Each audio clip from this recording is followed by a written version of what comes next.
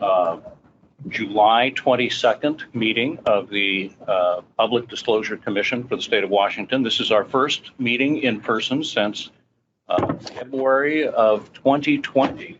And we're all getting to know each other in a room for the first time. So this is a really exciting day for all of us, especially those of us who had the opportunity to drive down I-5 to Olympia for the first time and enjoy our state's transportation system. We do have some changes in the way that we are doing business as a consequence of the COVID and the protocols. And so I'm going to turn it over to Peter LaValle, our executive director, and give him a chance to talk a little bit about how we are approaching meetings in this new era. Thank you, Mr. Chair. It's good to see everybody in person again. And welcome to those who are either joining us online or watching a stream of this meeting either in real time or after the fact. We previewed with our staff our reopening plan recently and talked about the protocols we're going to have. That's going to continue to be updated as we see what I'm troubled by the increases in COVID that we're seeing across the nation, including in Washington. So that will be an evolving plan. But we have rules in place for occupancy of space. We have, as you can see behind Vice Chair Isserlis, we have air cleaners throughout the office now that will help with that. The building management itself has increased airflow and filtration and extended the period of time in which they do that.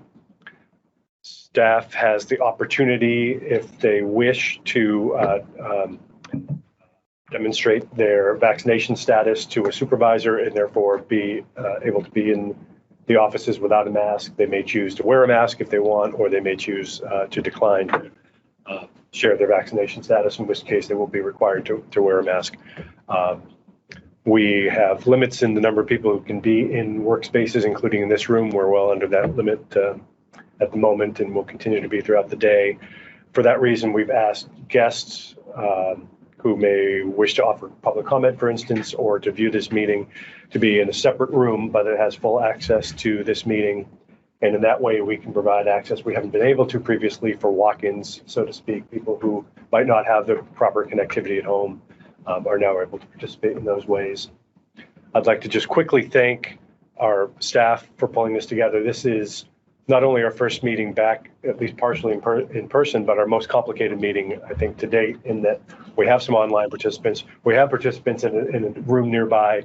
We have people here today, and we're trying to make that all work and stream it at the same time. So thank you for your forbearance when we fall short, but I think we're in great shape. And Jana Greer, Ashley Miller, Debbie Cavazzo, James Guthholm, Jennifer Hansen, and Jennifer, who told me that people from every team in this office pulled together to make this happen. So I'd like to thank everybody for us being able to be here today, and welcome back. Well, one of the challenges of the new world is this hybrid experience. We used to do everything pretty much in person, and then all of a sudden we went completely online, and whether it's Microsoft Teams or Zoom or any one of the other ones, a couple other organizations that I work with have moved into having both in-person and Zoom meetings, and finding those are quite a challenge. So I hope everybody will give us a break and as we learn how to do this well. Let me start with introductions. I'm Fred Jarrett. I'm the chair of the PDC, and my colleagues. Good morning, Nancy Isserlis. I was happy to drive over from Spokane yesterday and experience a 30-degree drop in temperature. So how was the smoke? At least I'm happy to be here. Thank you. And I'm Bill Downing from Seattle. Glad to be here. Cool. And people will notice that we're down to 3 commissioners. One of our commissioners, Russ, decided to resign about a month ago. And so we're working with the governor to try to re-provision our commissioners so that we can get up to a full 5 members here as quickly as possible. Peter, do you want to introduce staff? Sure, I'll take the liberty of starting with myself. I'm Peter LaValle, the Executive Director of the office. Kim Bradford, Deputy Director. Sean Flynn, General Counsel. Janet Greer, Administrative Officer. Debbie Falzo, Training and Outreach. I don't know if you're all experiencing this, but not having a microphone to speak into is a little, Yes. Different. It's a little really awkward. different, yeah. Hopefully that will be an improvement over time as we get used to it. Well, it's harking back to our 20th century roots. That's right. Well, that brings us to public comment, and we have several people who have made us aware that they would like to give public comments, and so I will call on those individually. Please try to make your comments as succinct as possible. I won't put a time limit on it, but if you start to wander, I will cut you off. So, Before you start, I've had some individuals join after the fact that have joined by phone. Just a reminder, *6 will mute and unmute you. If you're not speaking, please remain muted at that time. Thanks. so Connor Edwards, can you do *6? Yeah. Well, thank you. Hello, Chair Jarrett and members of the commission. My name is Connor Edwards, and I am a campaign treasurer for about 17 different candidate committees or political committees. And I wanted to talk about two different things today. First, in relation to the PDC's legislative agenda, I wanted to flag an issue with the last-minute contribution reporting requirement. And I came up with a visual aid for this as well, so it'll try to help me explain the problem succinctly with a graph. You should have either gotten the handout or gotten a link for it. Thank you. So what has happened basically over time that since 2002, the threshold for what constitutes a last-minute contribution has not been increased. And at the same time, the contribution limit for individuals has been increasing steadily. So until 2017, this really hasn't been an issue. In 2017, the contribution limit was raised to about $1,000, well, to $1,000. And so that meant that every single contribution that was a maximum contribution triggered this last minute contribution report to be filed. Whereas before, the only contributions that triggered a last minute contribution report to be filed were those special, what I call overmax contributions from legislative committees, county parties, caucus committees, that sort of thing, where they're allowed to donate more than the regular limit. So you can see in the chart, back in 2010, the contribution limit was $800. On Andy Hill's race, he received in the 21-day period before the general, 35 contributions, but only wound up having to file a last-minute contribution report for 3 or 4. And you see pretty much the same thing for Mark Mullett and Jan Angel. They receive a lot of max contributions, but they only receive a handful of overmax contributions. And so they don't have to file a last-minute contribution report for every single max contribution they receive. And then you can look to the right of that, and then you can see in the Moncadingra race in 2017, their campaign had to file a LMC for every single max contribution they received during that 21-day period, and ditto for the Steve O'Ban race in 2020. And I don't think that was the intent of the legislature. I just think it needs to be increased for inflation. So anything you guys could do to increase it even just a little bit would be super helpful to us treasurers, because it is kind of a burden. It disrupts the regular reporting schedule where we only have to file things on Monday. So appreciate your hearing me out on that. I have some more things to say in the handout. The next thing that I wanted to talk about is the new version of Orca that's coming out and how they're transitioning to a browser-based system for reporting things to the PDC. And I have to say, overall, I'm a huge fan of this. I really like the direction that things are going. I am really appreciative of the tech team, because they're not only listening to what we have to say in terms of suggesting new features and things like that, but they're also having beta test sessions where they show us the version that's about to come out, and they listen to what we have to say in terms of feedback, and they'll implement it a lot of the time. The one fly in the ointment, and my understanding is that this did not come from the tech team, but this came from the management team, but I don't know entirely who that is. But as of, I believe, last month, the update that was pushed through Orca is now requiring us to categorize every single expenditure that we enter. And that probably doesn't sound so bad if you don't have to enter, 100 expenditures a month. But if it was an easy requirement to comply with, I wouldn't be here to talk about it. But it's not easy to comply with, and here's why. Number one, there are just too many categories. Having 10 or 12 different categories like the FEC has wouldn't be so bad. But having 38 different categories to choose from is just too many. That's over 3 times as many categories. For every expenditure, you really have to scroll through the entire list once or twice to make sure that there isn't some category that you are missing that might better describe the expenditure. And at 38 different categories, that's a lot of scrolling. The categories are duplicative. For instance, there's a category for taxes and a separate category for payroll taxes. Why couldn't they be the same category? As of the last update that went through that I downloaded last night, there is now a category for community organizations and another right under it for charity/community organizations. My favorite one is there's a category for food and beverages, a different category for meals, and yet another category for staff food. I don't understand why there has to be 3 of those.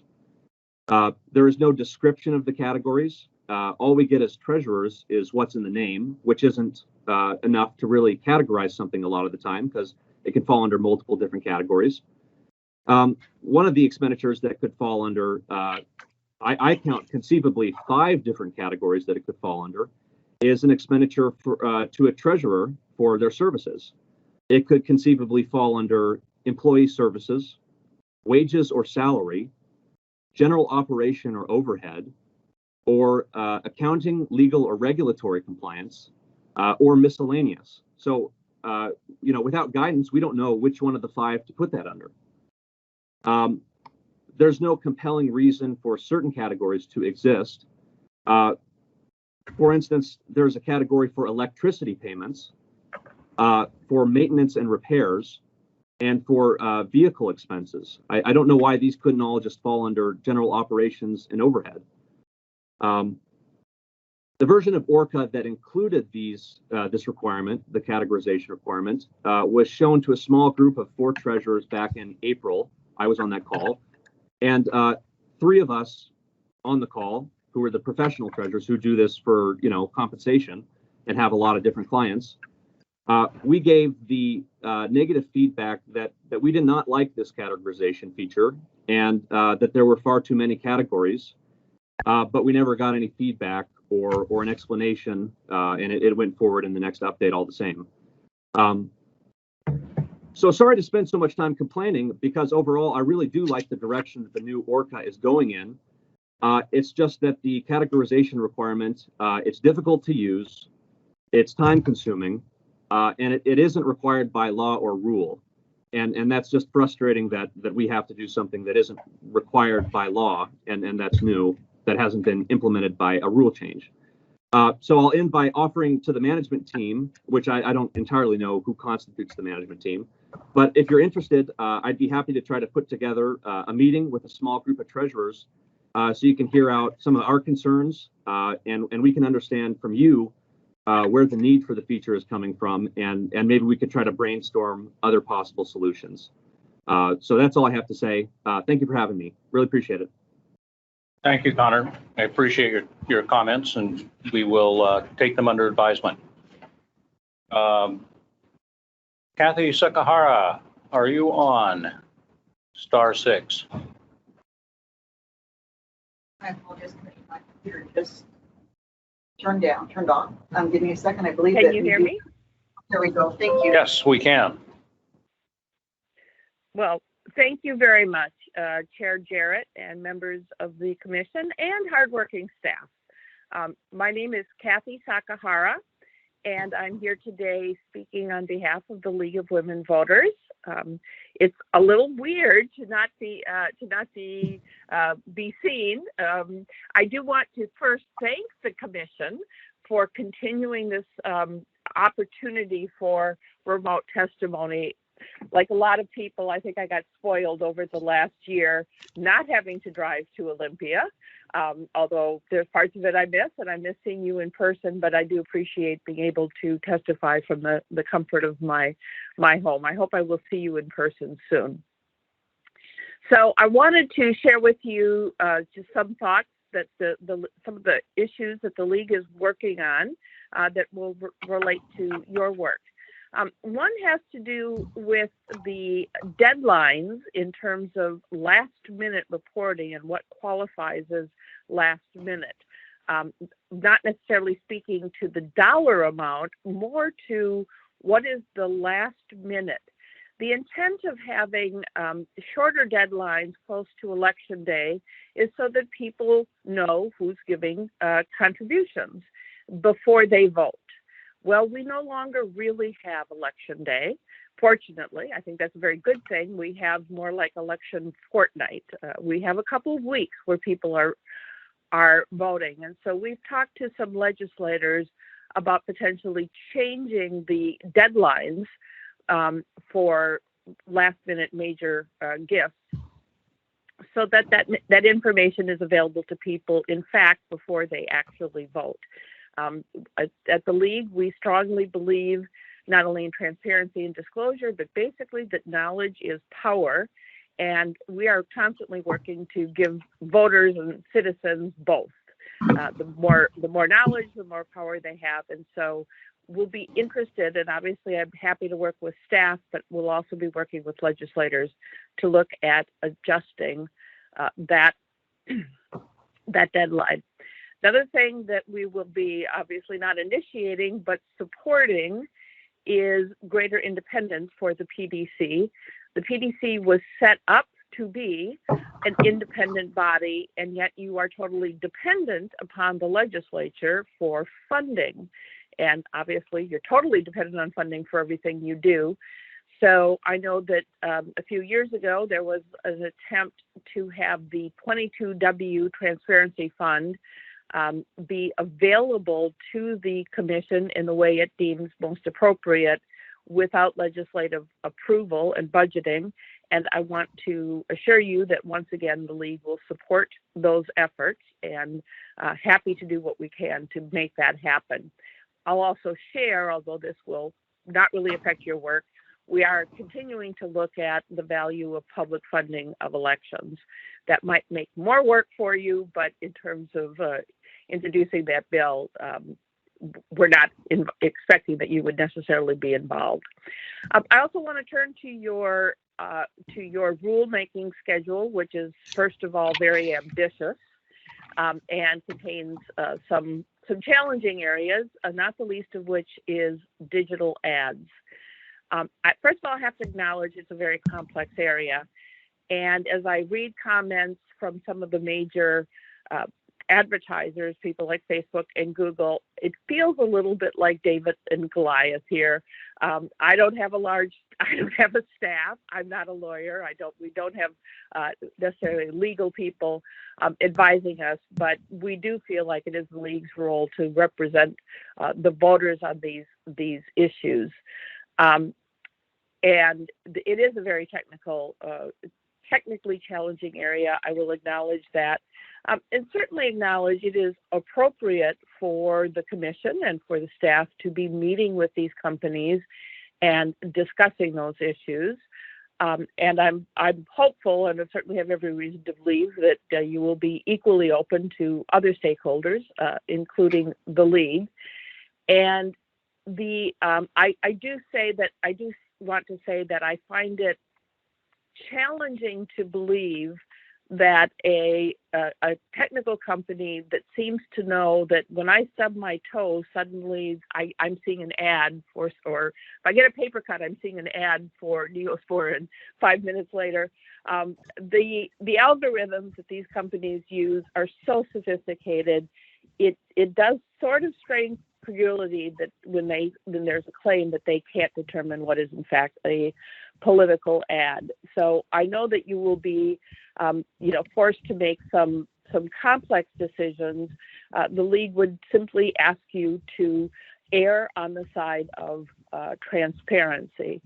And this would be overly ambitious, but as I think about the companies with their challenge of meeting regulations in 50 different states, it strikes me that it might be appropriate for them to support efforts at a national level to have consistent standards.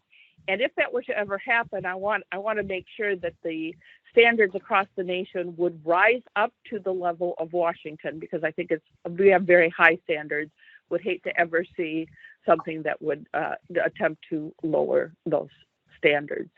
So I'm looking forward to the next legislative session, looking forward to working with you once again, and again can commit the league to being partners in transparency and disclosure. Thank you.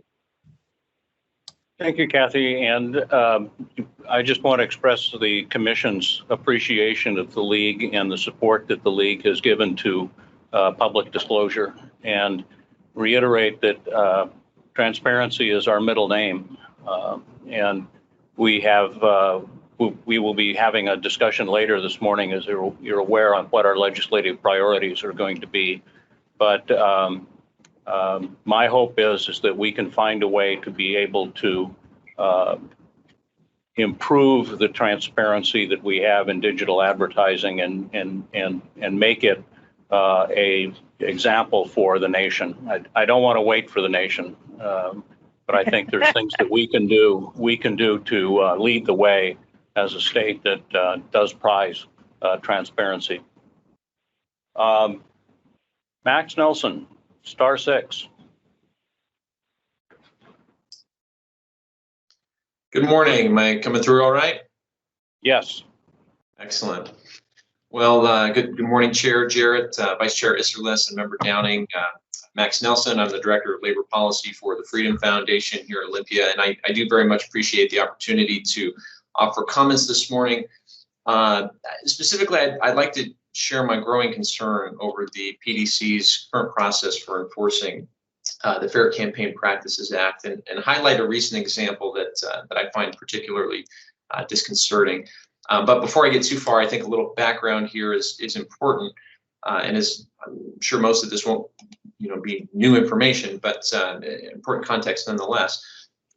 Since the FCPA was adopted in 1972 until passage of House Bill 2938 in 2018, there was a process for Washingtonians who believed that our state campaign finance rules were being violated to file a complaint with the appropriate authorities, and if no enforcement action was initiated, they could then file suit in Superior Court against the alleged violator in the name of the state.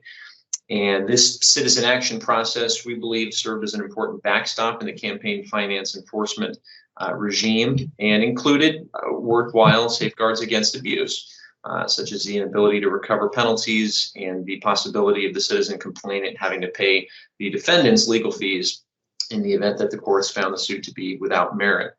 And citizen action lawsuits were not, to my knowledge, not ever exceptionally frequent. From 2015 through 2018, the Freedom Foundation filed 7 citizen action complaints with the Attorney General's office that resulted in prosecution and penalties for campaign finance violations. The last citizen action complaint that I worked on, that the Attorney General acted on, resulted in more than $250,000 in penalties, which I believe was the 6th largest penalty in our state's history for campaign finance violations. Now, the Attorney General did not prosecute all of the complaints that we filed, and the Freedom Foundation did end up filing its own citizen action lawsuits in 5 cases in which the AG did not act. The state Supreme Court dismissed these cases last year on procedural grounds after it reinterpreted the longstanding understanding of the notice process that were prerequisites to bringing suit under the citizen action process. So none of these cases reached arguments over the merits. And of course, in 2018, the legislature, in its wisdom, saw fit to adopt House Bill 2938 and effectively did away with the citizen action process and consolidated control over the enforcement of the FCPA with the PDC. Now, Freedom Foundation did not object to the PDC being the point of entry for all campaign finance complaints or the primary entity involved in enforcing the FCPA, but we were worried at the time that doing away with the citizen action process could lead to less consistent enforcement of the law. And our experience in recent years has shown these concerns to be well-founded, I believe. Since the law changed in 2018, we've continued to submit extensive, well-documented complaints alleging violations of the FCPA by various entities under the new process to the PDC. But whereas the Attorney General's office would prosecute our complaints with some regularity, the PDC has been far more reluctant to act on these complaints. Now, I don't believe it's because the allegations are any less significant or any less documented. If anything, I think our complaints in recent years have improved in quality, along with our experience and expertise in this area. But of course, I recognize and accept that interpretations of law can differ, and certainly there are gray areas, and the PDC may reach different conclusions than I do or than the Freedom Foundation does. But in some of our complaints, nonetheless, the material facts are not generally in dispute. The law is pretty well established, and yet I find myself scratching my head as to why PDC staff ends up not finding any violation or even launching a formal investigation. And it's also common for the dismissal notices that we receive from staff to be fairly perfunctory, with complex legal issues being addressed with a single conclusory statement. It's also disturbing that there is no official process in statute or in PDC regulations for a complainant to bring a dismissal of their complaint by PDC staff before the consideration of the commission. Now, whether my complaints or the Freedom Foundation's complaints are right or wrong, it's very frustrating to submit a thoroughly documented and argued complaint only to have it dismissed in as much as a sentence or two, and then to lack any mechanism to seek review of the dismissal before the commission, much less a court of law. And as I'm sure you are aware, the Freedom Foundation has filed several cases contending that PDC staff dismissals are subject to judicial review under the Administrative Procedures Act. But the PDC's position in those cases is that the decisions of its staff are final and unreviewable, and state courts may ultimately agree. But legal or not, the ability of PDC staff to dismiss complaints with little explanation, without review or oversight, I find very concerning, and would argue that it undermines the enforcement of our campaign finance laws. I can point to several specific examples of cases that I find particularly concerning. I just want to touch on one today, the most recent, which is PDC case number 89278, which was dismissed by staff on July 9th. There's a lot here, and I won't go into all the details, but there were several prior complaints that established a certain record of facts and legal conclusions by the PDC dealing with similar, actually the exact same players and transactions. But a couple items that stood out to me from the staff's dismissal of this most recent complaint I think are important to highlight. The complaint had alleged that the Washington Federation of State Employees, AFSCME Council 28, was a political committee in 2016 and 2018 under the receiver of contributions prong of the definition of political committee. Max, oh, yes, Max, sir.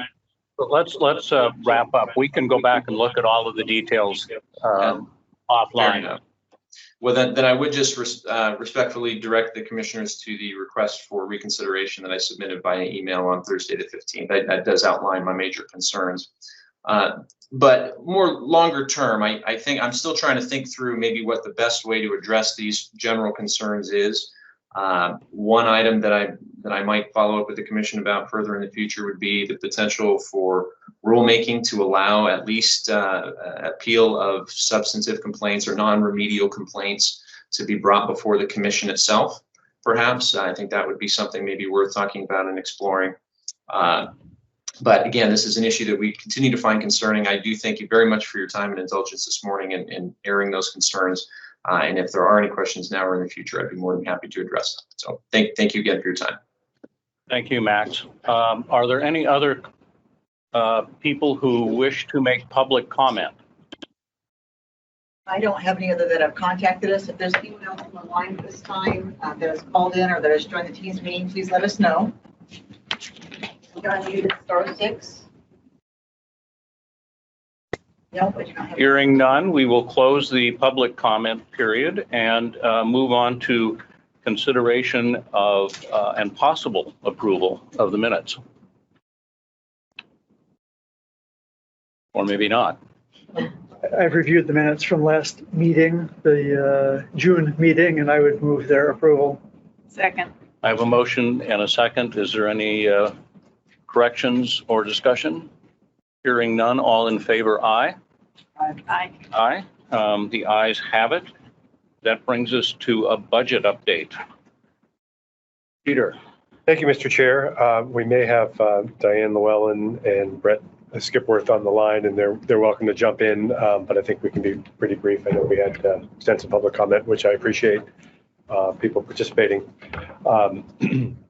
We have been working with Diane and Brett on our budget allocations for the coming biennium, the current fiscal year just begun and next fiscal year. The quick overview is that we're in good shape. We had to do a lot of sifting and sorting of the changing positions we've had with BG retirement and Kim's ascension to that role and Chip taking on an interim role. And once we sort of sorted through all that and what the remaining vacancies are, we were able to come to the conclusion that we have sufficient funds for both fiscal years to recruit for our remaining open positions. So we are in the process of recruiting for an IT position. We think this coming week we'll begin recruiting for a compliance coordinator. And then we have an additional position that has been an RA3 position. That's our senior investigator type position that we're looking to create into a hybrid position that would also help with data management for all of our case tracking and that sort of thing. So we hope to move forward with that one in the near future as well. So that said, the Attorney General's office bills, which are obviously usually a consistent, significant part of our budget and our expenses, have been about where we estimated. So we feel comfortable with that. We have a slight cushion projected for both fiscal years, but not excessive, which is where we like to be. And that's my overview. And Brett or Diane, if you'd like to add anything, or anybody here in the PDC staff, we'll welcome your comments. Questions for Peter? Did I see? That's fine. Oh. Diane, do you have a comment? Nope. I think Peter got it pretty right. The agency's looking like it's in pretty good shape for the new biennium.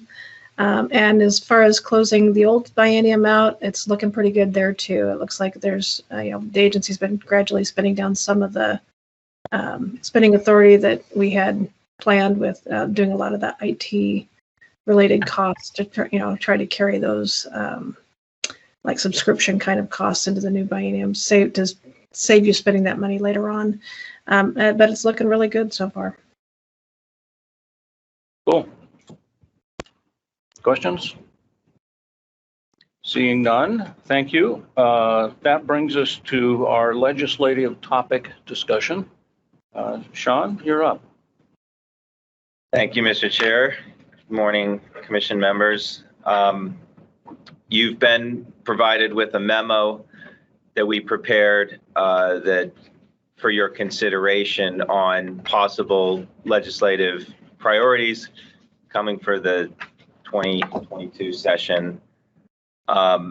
These aren't recommendations from staff.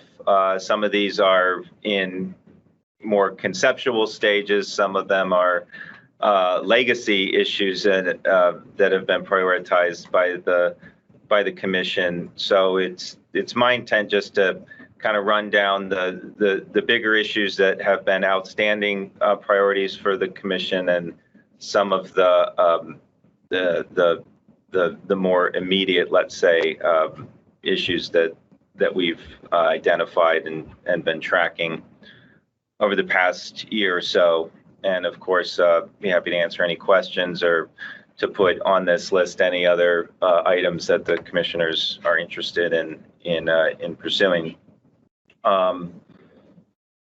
Also, we have a couple of state representatives that I think were planning to join this part of the conversation and to talk about their own legislative priorities that either have been introduced or just ideas that have been floating around in the legislature. So I think we'll try and prompt them. We're trying to coordinate, making sure that they're connected at the right times here.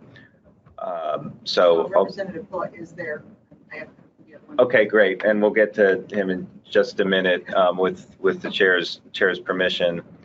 The first thing I just wanted to clear up, though, before we get into the new issues, so to speak, is something of a backlog of issues that the commission has previously proposed for legislation that has not been passed.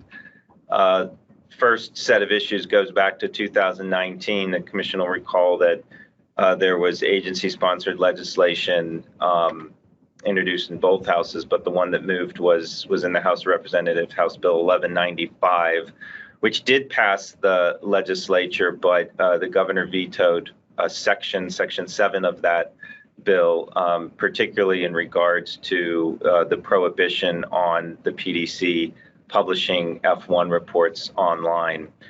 Sort of a collateral consequence of that veto was that there were other items in that section that were more technical in nature, and just to characterize for the sake of time, were kind of cleanup provisions regarding the outdated duties of the commission, and a lot of those kind of spoke to just how technology is developed and the function of the agency. None of those we've determined have much of a legal consequence, but just something that would kind of help to clarify the law and pull out some of the, as I said, outdated provisions. I don't think we need to go into the specifics of those, but again, happy to answer any questions. Then subsequently in 2020, the agency proposed a bill, again in both houses, but the one that passed off the House floor was 2772. And that bill did not make it through the legislature, so the entire bill and the priorities identified in there have not been enacted. Just very quickly, some of the highlights from that bill, which had multiple provisions in it. One was the restoration of the language in the 2019 Bill 1195, those issues I just talked about. Then there was the incorporation of language that had been separately proposed by Representative Tai to require certain disclaimers on political advertising that claimed to support a candidate who had not declared for an election, as well as endorsements from organizations that had not made endorsements for a particular candidate in a particular election. And that language was incorporated into our policy, which in fact, when the PDC's own bill had similar language, but the House opted for Representative Tai's language to be put in the bill, which is what passed out of the House. There was also a clarification in the definition of a ballot proposition that was reacting to a decision in 2019 by the state Supreme Court, essentially to clarify that a ballot proposition includes local measures where the procedure for initiating the campaign is to gather petitions and then to file it with the election official. State ballot propositions usually start with filing by process, start by filing the petition, filing the initiative, and then getting the requisite amount of signatures on petitions. The definition of ballot proposition had raised some questions of interpretation of whether there was even an intent to cover local ballot propositions. And the court determined that there was, but there could be some more clarity in the definition just to synchronize with the Supreme Court's interpretation of that language. As you heard from mentioned in public comment, there was also provision to make our 22W or transparency account a non-appropriated fund, and that would help to give the commission more control and independence of its funding. Another provision was to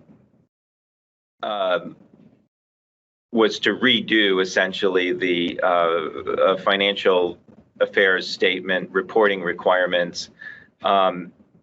If commissioners have looked at that section of law, it's rather extensive, somewhat.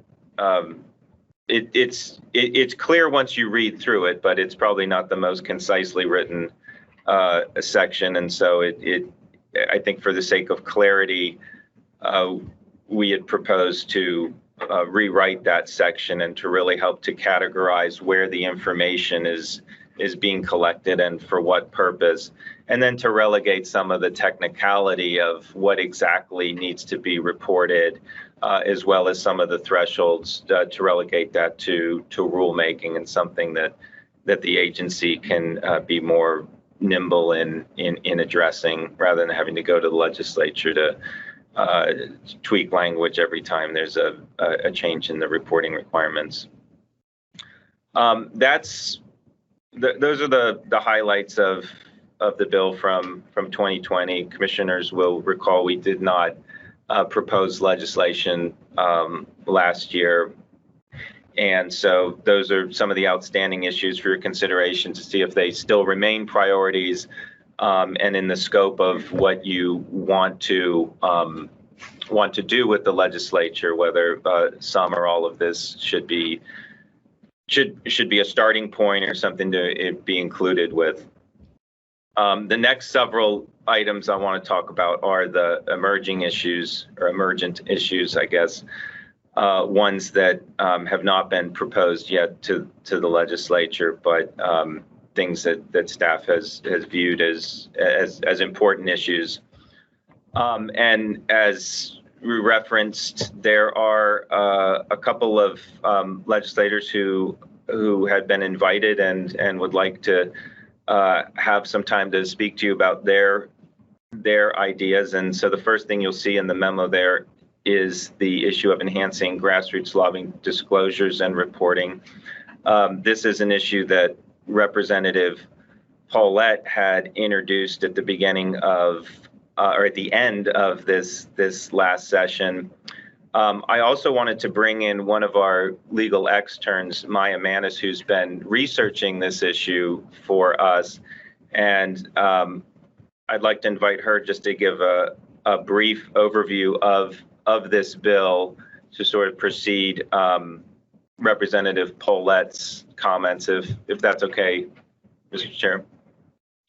So if you can, Maya is joining us remotely, so if you're ready to present, go ahead and unmute yourself. And yes, hi everyone. Good morning, commissioners. So I will be covering, it was introduced as House Bill 1586 in the 2020 legislative session by Representative Jerry Paulette. And the purpose of the bill is to increase the reporting requirements and the disclosure requirements for grassroots lobbying. As we all know, the definition of grassroots lobbying is when a program is intended to design or influence legislation. House Bill 1586 would increase the reporting requirements to modify any mass communication that is produced to be reported within 24 hours or the first working day after becoming the sponsor. And then after that, there would be a reoccurring report that would be dependent on if the legislature is currently in session. So when the legislature is in session 13 days prior to the final day, it would be a weekly report. And then when it's not in session, it would be a monthly report. Currently, right now, how grassroots lobbying reporting is set up is it is 30 days after they become a sponsor, regardless of it, if it's a mass communication or if it's a program, an event, or if it's a program that exceeds $1,000, it would be within 30 days of after that program existed. The other major issue or change or amendment with House Bill 1586 would be the disclosure of the sponsor on a written audio or television communication. The disclosure requirements on the advertisement or during the advertisement is very similar to how political advertising or electioneering communication is set up, where it is has to show the top five contributors, top 3 PAC contributors, has to be 10% of the largest font type, and it has to be at least 4 seconds if it's an audio or greater than 4% of the visual screen. And this, again, would be something that would need to be reported within 24 hours of the first working day. And so that is the overall bill in terms of the differences between how grassroots lobbying is currently ran versus how it is now. The reason why there is this grassroots lobbying statute in the first place is because many corporate interests or other political interests are using the grassroots lobbying movement to try to hide or further their own legislative agenda. This is known as astroturfing, which is an attempt to have this widespread support for policy, even though there's little support that exists. If you have any questions, please feel free, and I'll try to answer them. But I know that the sponsor of this legislation is here, so he may be able to answer any questions as well. Questions for Maya? Thank you very much. I appreciate the summary. Sean. Yes, thank you, Maya. That was great. So I guess from here, Chair, I would offer if you wanted to invite Representative Paulette to give his thoughts on this policy.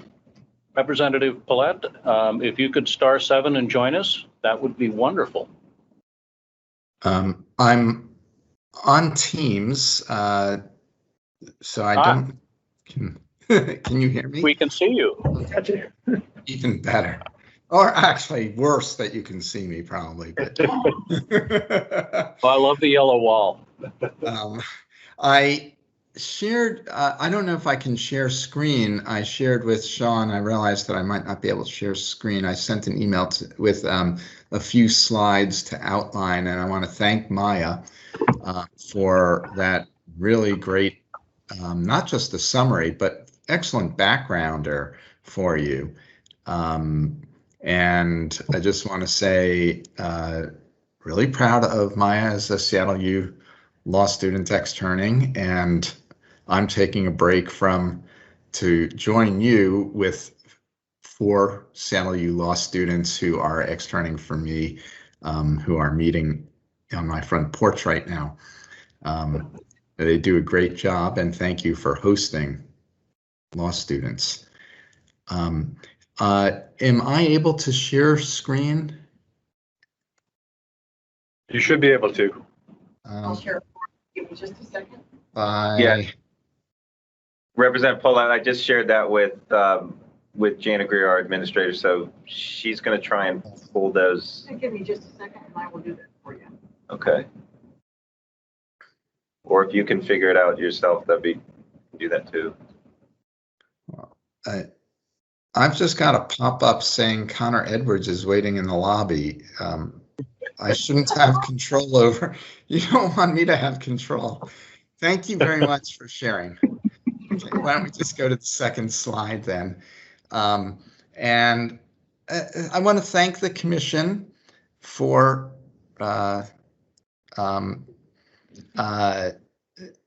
inviting me today and for considering this issue. And I think that we had an experience this session that revealed a really tremendous gap in our disclosure rules, which, the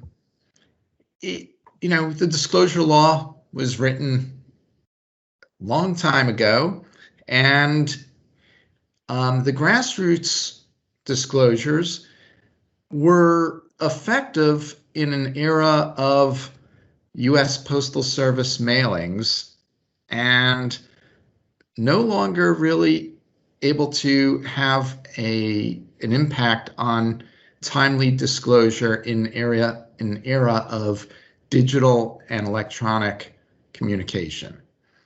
And so during session, as I think people are aware, there was a very large-scale mailing on, and I'm not going to go into the substance of the legislation at all, because that's not relevant to us. But it was a large-scale mailing that went to voters in at least 5 districts, maybe more, and intended to influence legislation. It had no indication of who sent it or who paid for it. And what it showed is that disclosure of even the sponsorship of a grassroots lobbying campaign might occur long after the session ended, long after legislation passed or was killed because of a grassroots lobbying campaign, without the legislature, news media, and public ever knowing who really was responsible for the grassroots lobbying campaign that had successfully moved a major element of the budget, a major tax exemption, or major legislation because of the structure of our current rules. So if you move to the next slide, there's Seattle Times. This attracted quite a bit of news media attention, and the original article postmarked from Portland without identifying group or sponsor, and state law requires a sponsor to be listed on campaign mailers, but not for communications known as grassroots lobbying. A disclosure report to the commission on the mailing isn't immediately required and is due in the coming weeks. Well, if this had been something that we were debating actively over whether it was included in the budget or a revenue package, the initial filing would have come long after we had acted as legislature. Please, next slide. So the public expects to see today, because you do a great job on the disclosure on campaign pieces, the public expects to see who is the sponsor and donors, and there is no similar disclosure for grassroots lobbying. And digital and mass media and email now can be mobilized in hours and spend tens of thousands of dollars in hours. And waiting for simply filing the initial sponsorship 30 days later, by the 10th of the month, 30 days later, I should add, means that no one knows who bought and sold the passage or defeat of something. Next slide. So as Maya explained, what we did in developing 1586, and I want to thank your staff for the contributions and discussions of how we could make this workable, is simply try to track the existing requirements that everyone is familiar with. So require the disclosure of the sponsor on the mailing or ad, whether it's digital or physical. Have the sponsor of a campaign costing over $1,000, which is the current limit of $500 a month, file their initial report the next day rather than the 10th of the month following 30 days, right? So a timely disclosure by the sponsor, and then over $1,000, disclose the top 5 contributors, and then move to weekly reports rather than monthly so that we actually can track how much is being spent to influence legislation on a timely manner.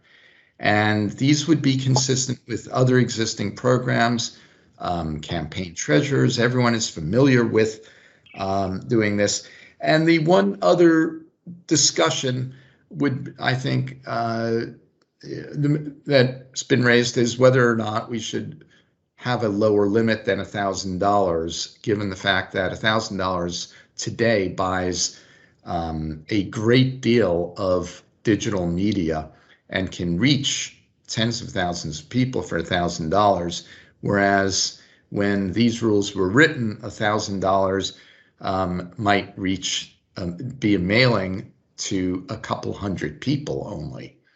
Today, $1,000 can reach 10,000 people in 24 hours.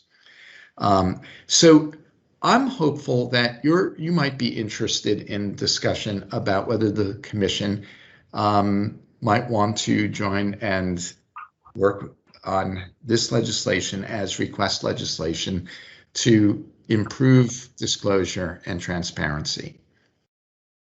I'm glad to answer your questions or hear your thoughts and discuss it with you.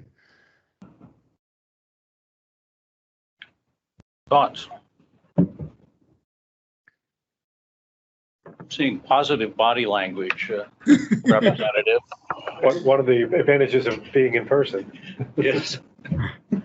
Yeah, I can't see why we wouldn't be supportive. Yeah, this is, I can't imagine why we wouldn't want to be a partner yes. in moving this forward. That's terrific. Does that mean you might be interested in it being request legislation? I should add one other thing is, and Sean can explain the ins and outs of this, but basically no matter what happens, we have to do a new bill anyway. And Sean, you can explain that. So, so no matter what happens, a new bill will have to be introduced, and it'd be terrific if we were to collaborate together on it being request legislation. I think we can go there. I think that'd be great.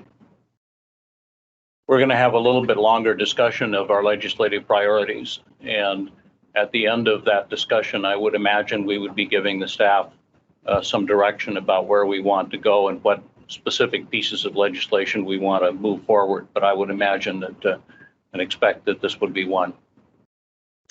I'm very excited by that. And again, you know, I'm not wedded to, of course, to any of the specific provisions here. So, you know, look forward to working with the commission and staff on what makes the most sense and what you would like to request, and to then sponsor your request.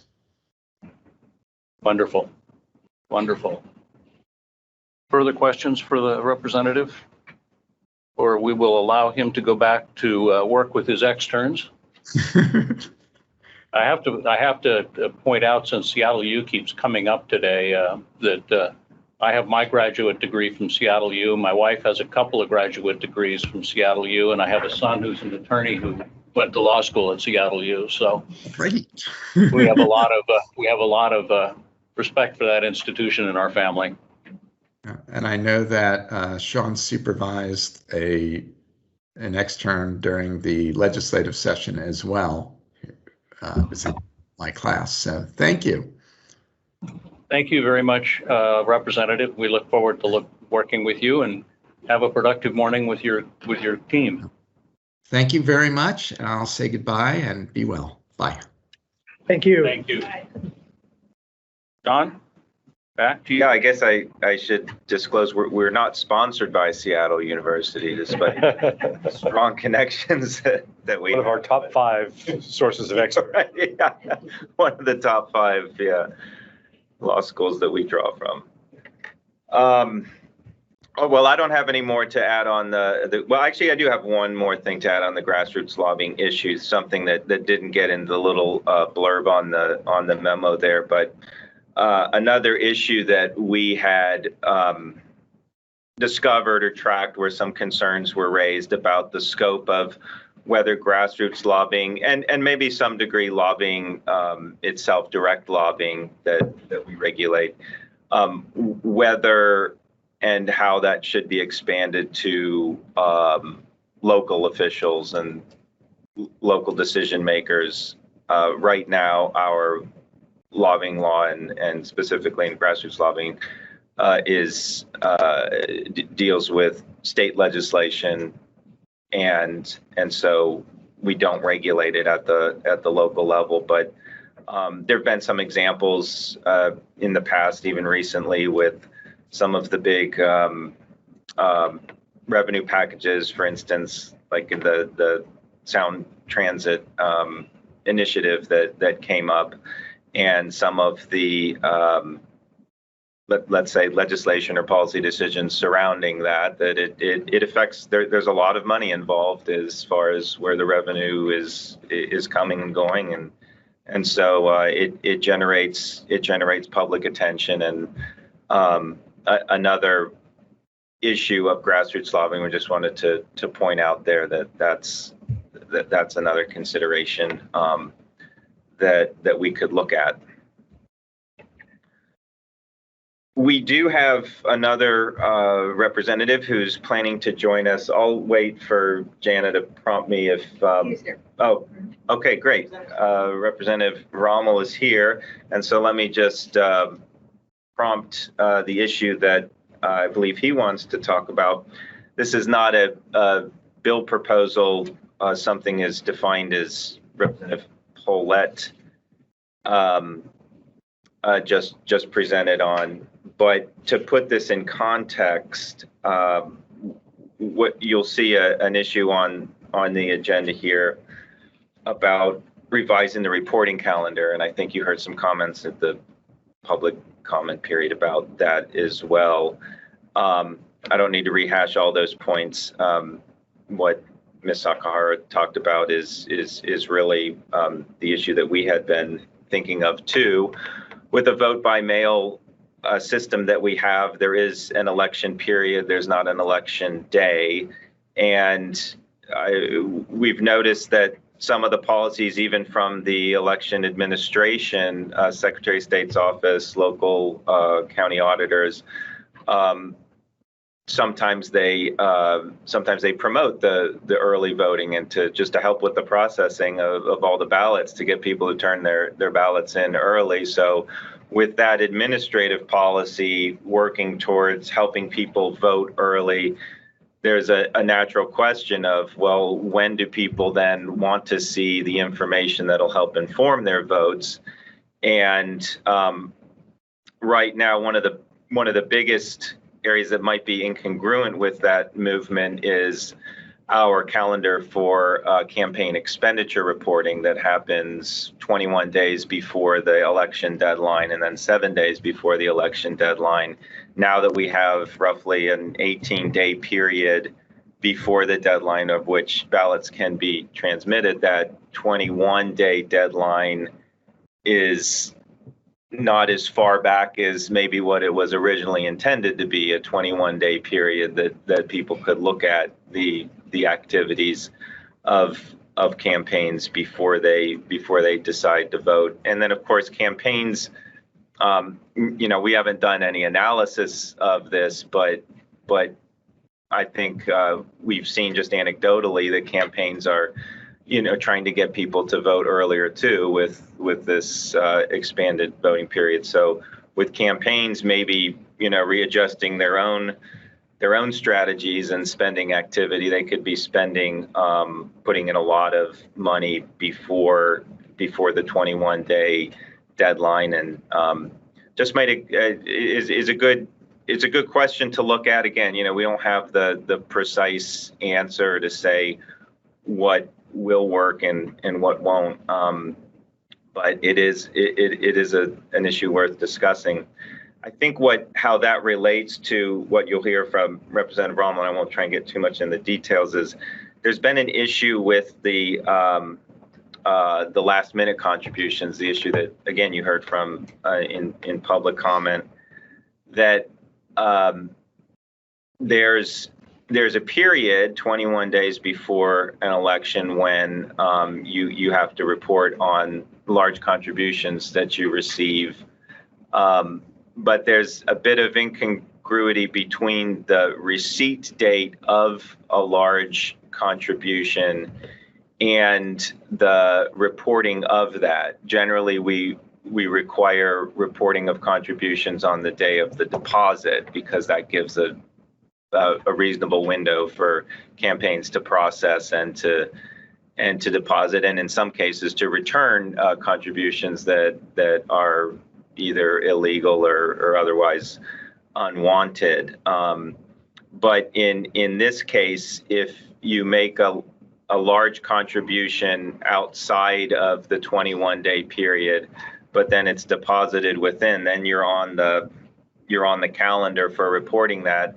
And based on how that synchronizes, there could be, well over a week's time when that needs to be reported. So this is more of a technical specific issue, but I wanted to put it in the context of the reporting calendar, because I think if the commission is looking at making a larger reform to that, this is definitely an issue that could be addressed within that bigger policy. Of course, if the commission doesn't want to go as big, then we could look at this as more of a specific and narrower issue. With that, I hope that I've been able to set up that issue for Representative Rommel well enough. But at this point, I turn it over to you, Chair, if you want to hear from the representative. Are you on Teams? I am. Can you hear me? We can. And we can see you now. All right. Great. Well, thanks for the invitation to be here. I had just a couple of notes that I'd add. I think that introduction is perfect and really appreciate it.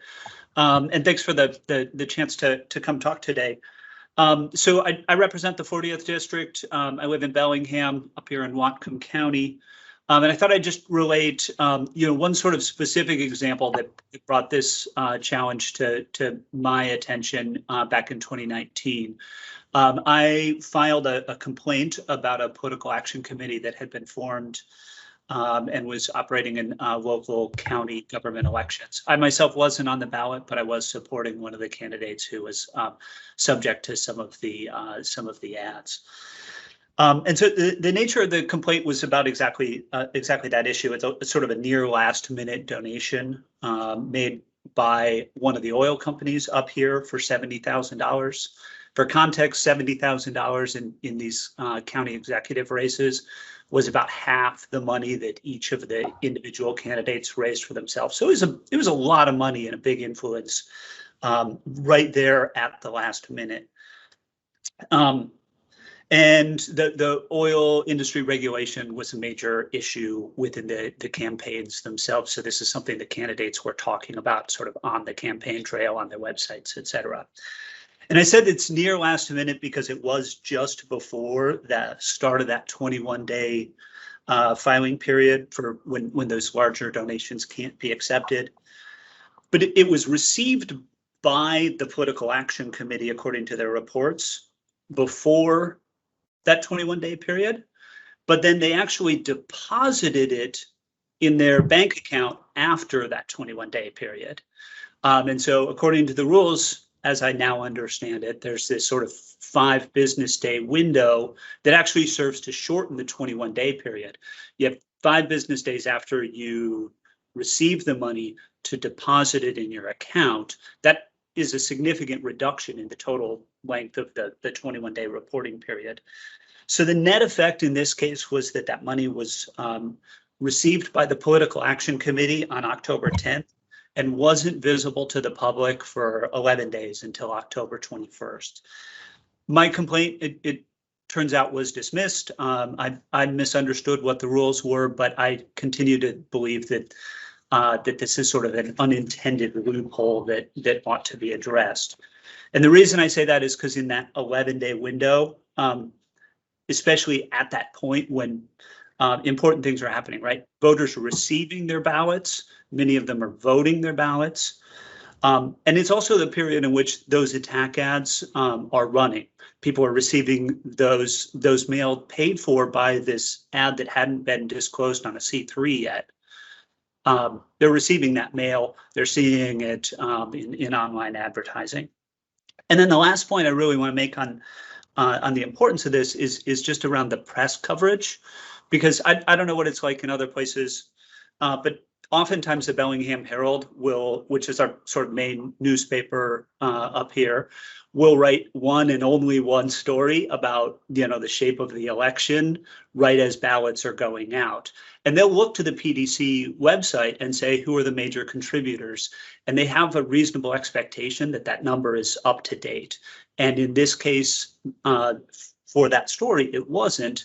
And then that newspaper story becomes the thing. If you Google, they're going to look back. So even if the information becomes public a few days later on the PDC website, the place where voters may be getting their information is still out of date.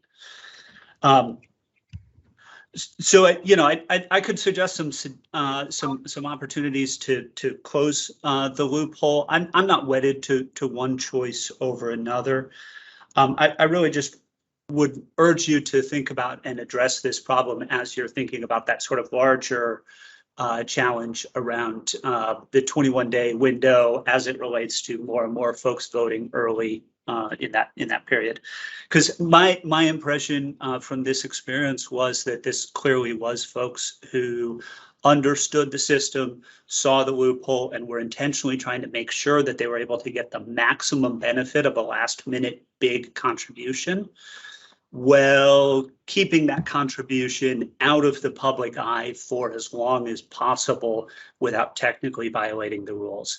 And I think that's not what we should be encouraging or allowing. And so would encourage you to take a close look at that, and thanks for considering it. Any questions for the representative?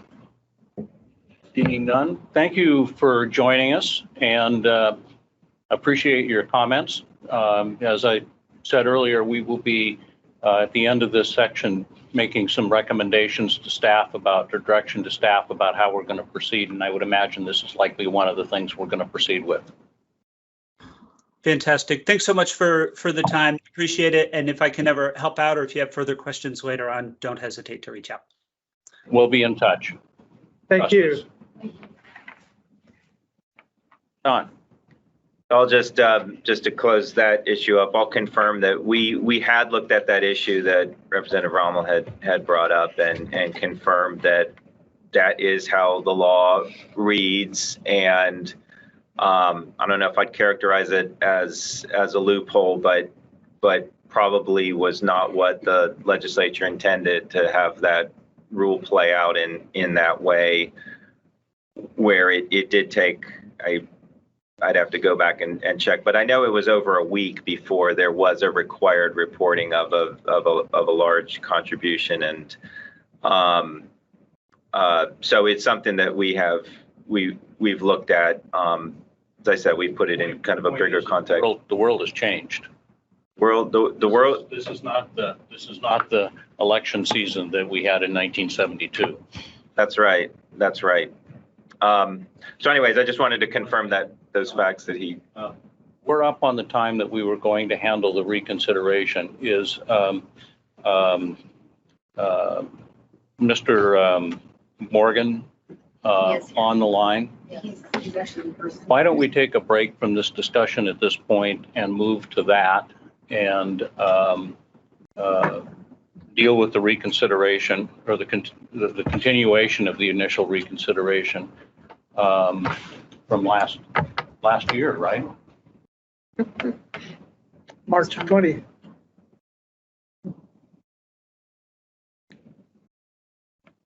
Yeah, Nancy's going to get the- Cool. What's the gentleman's name? I'm sorry? Just looking at my agenda. Martin Morgan. Martin Morgan.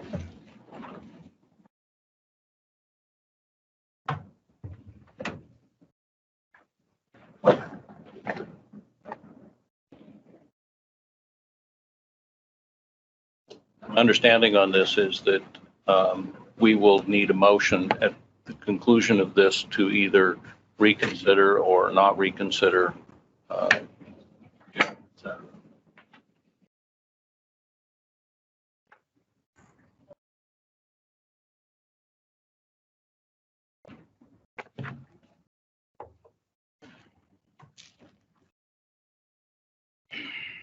Morgan, Yes, welcome. thank you. Can I ask you to affirm, in accordance with the court rules and Washington's laws against perjury, to swear or affirm that the testimony that you will be given today is the truth? I do. Proceed. I think I'm here for two things. I'm not sure, but I know the first one is to ask you, I don't know how to word this necessarily, but to reconsider, I don't know if it's a judgment or what it is that was found against me, and to hear a little more of the facts involved. Why don't you proceed with telling us what your perspective is, and we will have to make a decision as to whether what we have done to date is that we have continued the item from last year to reconsider the judgment that the PDC made in, I think, January of 2020. March of 2020, when it came before the commission, and it was the very beginning of the pandemic. It was the first meeting that we had done remotely, and so it was we weren't as good at it as we became over the course of the next 15 months. And so I think there was some feedback. I tried to listen to it last night, and my own voice was a wonderful echo chamber, and it was very difficult. And so I think we turned to you and asked why the order that was entered at the brief adjudicative proceeding ought to be reconsidered. And there really wasn't much presented to us as a reason why we should reconsider it. And so we had a motion to not reconsider that was passed. But then after the fact, there was some confusion expressed about whether the things that were done were audible, whether there was really full opportunity for you to participate and understand the process. And so we never finalized that determination not to reconsider, and decided instead we'd wait until we had an opportunity when you could tell us in person why it is that there should be reconsideration of the January of 20 brief adjudicative proceeding that resulted in the $400 penalty. Yeah, and I appreciate that you did that for me, because it was a little more difficult than I thought, and I wasn't quite grasping some things. And as I said, when I sat down, I wasn't sure if it was just reconsider it first and then explain, but on the reconsideration part, that I was unaware, because I don't have very good access to a computer, and so I was unaware that there was a hearing anyway. And so I was unable to go. And then, so when I saw that I was found to be fined and whatnot, I wanted to just have a chance to discuss that. And then after that, the amount of the fine seems a little different to me than what I actually read in the past. And so I've had a year to kind of mull this over and stress about it a little bit and constantly have it on my mind. But I'm just fortunate to be able to be here today and have a little discussion about it, because I don't think I did anything out of malice or on purpose. I tried my best to comply. I just had a very difficult time doing so. And there wasn't a lot of other option available to do some of the stuff.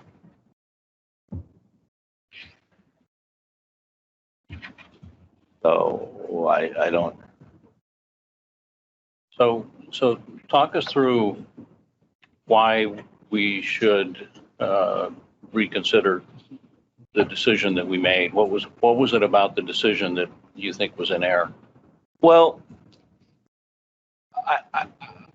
I was unable to get access to computers. The computer at the time I did, it was usually late at night when I got access. And sometimes they were working on the computer. Sometimes you couldn't do it right then. So then I had to have to try to schedule again and come back at one time. They were doing a big update for a number of days. I do like handyman things, so I leave a lot, and I was just in and out, a lot. I was really just unable. I wish there was a way. I didn't know even if there is a way to just fill out a paper and do it. One of the things, because I knew I was having a hard time. I didn't ask for any money. I collected no money. I spent no money, just to make sure I wasn't in violation of pretty much anything else other than just trying to get it submitted. So did you in fact submit the F1?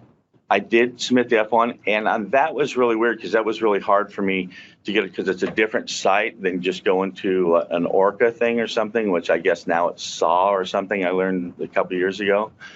It was difficult to get that, and then I found that I had one on file already. So I was unclear whether I should, if I really had to file or not, since I could look it up and see it, or if I had to do it again. I was a little unclear on that, but I did get that done before I was able to get into the ORCA, which I never got into because I had to go dig up a computer from a friend of mine who had that on there from before. And then I found out that didn't even work. I had to go to a SAW system, I believe. I just call it SAW because I remember that's how it looked when I first saw it. And then I was able to get a hold of, I believe it was a Tabitha or something like that, and she helped me walk through the whole thing and get it all done. Since I've read a few things, and I have some other comments, but that might be just more of how things are, looked at in regards to the fine or whatnot. We sit here today, are all your filings compliant? Yes, they are. In fact, this time I didn't even file to run for a position because I just am not, set up to be able to technically, I guess, follow all the guidelines easily. So everything, as far as I was under impression, I had everything done before there was ever a hearing or before there was even a discussion of a hearing. Do we have Jennifer in the? Jennifer's actually on Teams. Yeah, she's with us remotely. Okay. Jennifer? Yes, I'm sorry. Kim Bradford was just in asking if I had anything to present. I could fill in some of the gaps of the kind of the information that maybe the commission is missing. Would you like me to do that? Please. Would you like to swear me in? Yes, in accordance with court rules and Washington state laws against perjury, do you, Jennifer Hansen, swear or affirm that the testimony you will be giving today is the truth? I do. And Proceed. so, so the matter before you today, as Mr. Morgan has indicated and as you all have noted, is very old. And so the reports in question have been filed, the ones that were found to be in violation and found to have been late. The original case was actually, and I can give you more details if you'd like. You do have this information in front of you and as part of your exhibits, but the original case resulted from a complaint that was filed by a member of the public regarding some missing information. And Mr. Morgan's case was brought to a brief hearing, and he was found in violation. And there was an extra violation added because he had a prior violation found for the same section of law. And so that answers the question as to why his penalty was much higher than the maybe Mr. Morgan was expecting. And then that request was resulted in that matter resulted in an order. And then that order is what is being reconsidered today. So Mr. Morgan made a timely request to have that order reconsidered. In your packet of information that was provided to you ahead of time, there is some documentation about some technical issues that Mr. Morgan noted regarding his computer issues and not receiving notice of the hearing because of the computer issues. But everything has been filed now that was in question for that matter before. And so the issue before you today is the order that penalized Mr. Morgan for not filing timely and assess that $400 penalty. And I'm available for additional questions if you'd like to have more information read into the record. So it was a $300 penalty for the specific filing and a $100 suspension that was reinstated to get to $400. Is that correct? I believe so, yes. And the suspension was done based on there was an original suspension that came due because of the violation found from a prior order. And then since then, Mr. Morgan's order has just sat unpaid and unresolved until this reconsideration hearing could be done in person. But where we are today is that we think he owes the commission $400. I believe so. Let me double check on the. My memory is that the violation was, since it was a second violation, was a $300 fine. And there was $100 that was suspended from the previous violation that was reinstated to get to $400. I believe that is correct, Chair Jarrett. I'm looking at the previous order, and that's correct. Okay.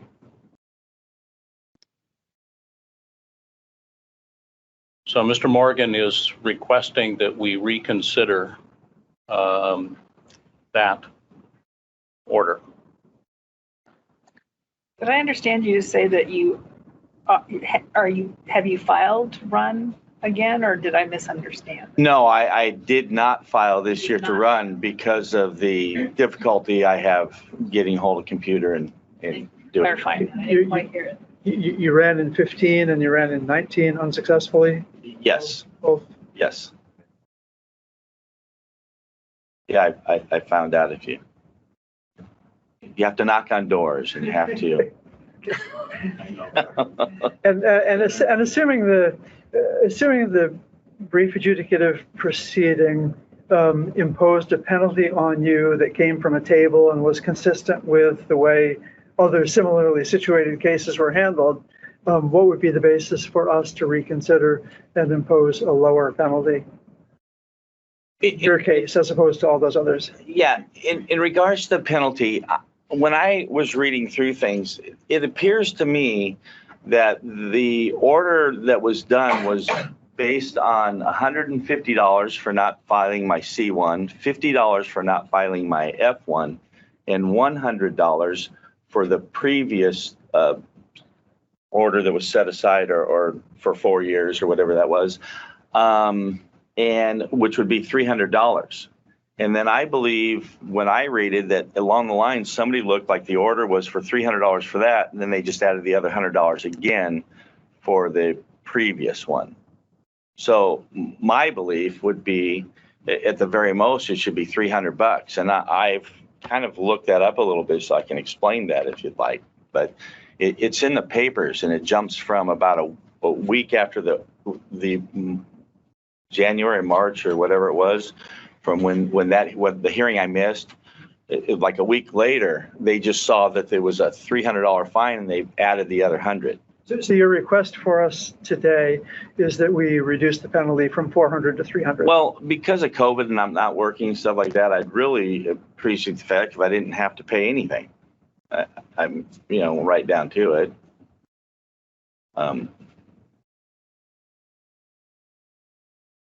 Is what I'm asking. You drove down here today? I drove down here today because this is important enough, and it's been on my mind for over a year now, and And it was important enough for me. I wanted to sit and be able to in person discuss it. So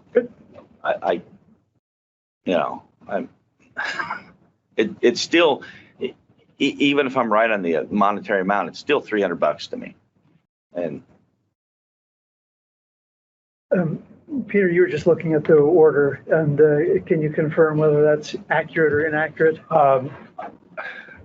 My understanding of the order imposes a penalty of $300 and then reinstates the $100 penalty. So the order itself did total up to $400. there is an explanation in here of the $300 of how it's broke down. I'd be happy to take a look at that if you'd like. Chair Jarrett, this is John Meter. Could you swear Yes, in John. Peter at a particular point? That'd be great. I can do that. In accordance with the court rules and Washington state laws against perjury, Peter Valley swear or affirm. I do. Thank you. And that you just gave. Yes, including what? I always figured you could do retrospective oaths. I would defer to your judgment on that. So there. Surrounded by attorneys. Feel safe. Raised one too, apparently.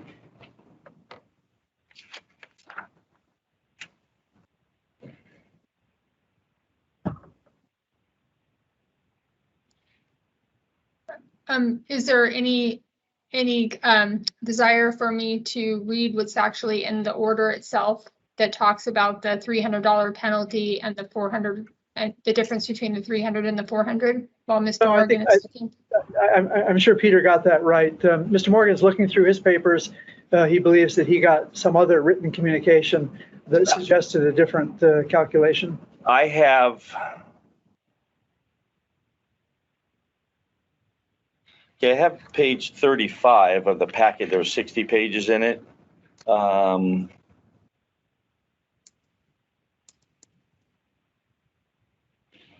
Where it says I needed to send a check for $300 is with a, what did it call that? And I'm sorry to interrupt, Mr. Morgan. That's Exhibit I. It was before the hearing. Correct. Yes. Yeah. At the January 23rd hearing is when the 400 was imposed. This is a week earlier saying, send us the check for 300 now and we'll strike the hearing. Oh, okay. Here's where I found it. It's on page 29. It's the last, second to the last paragraph.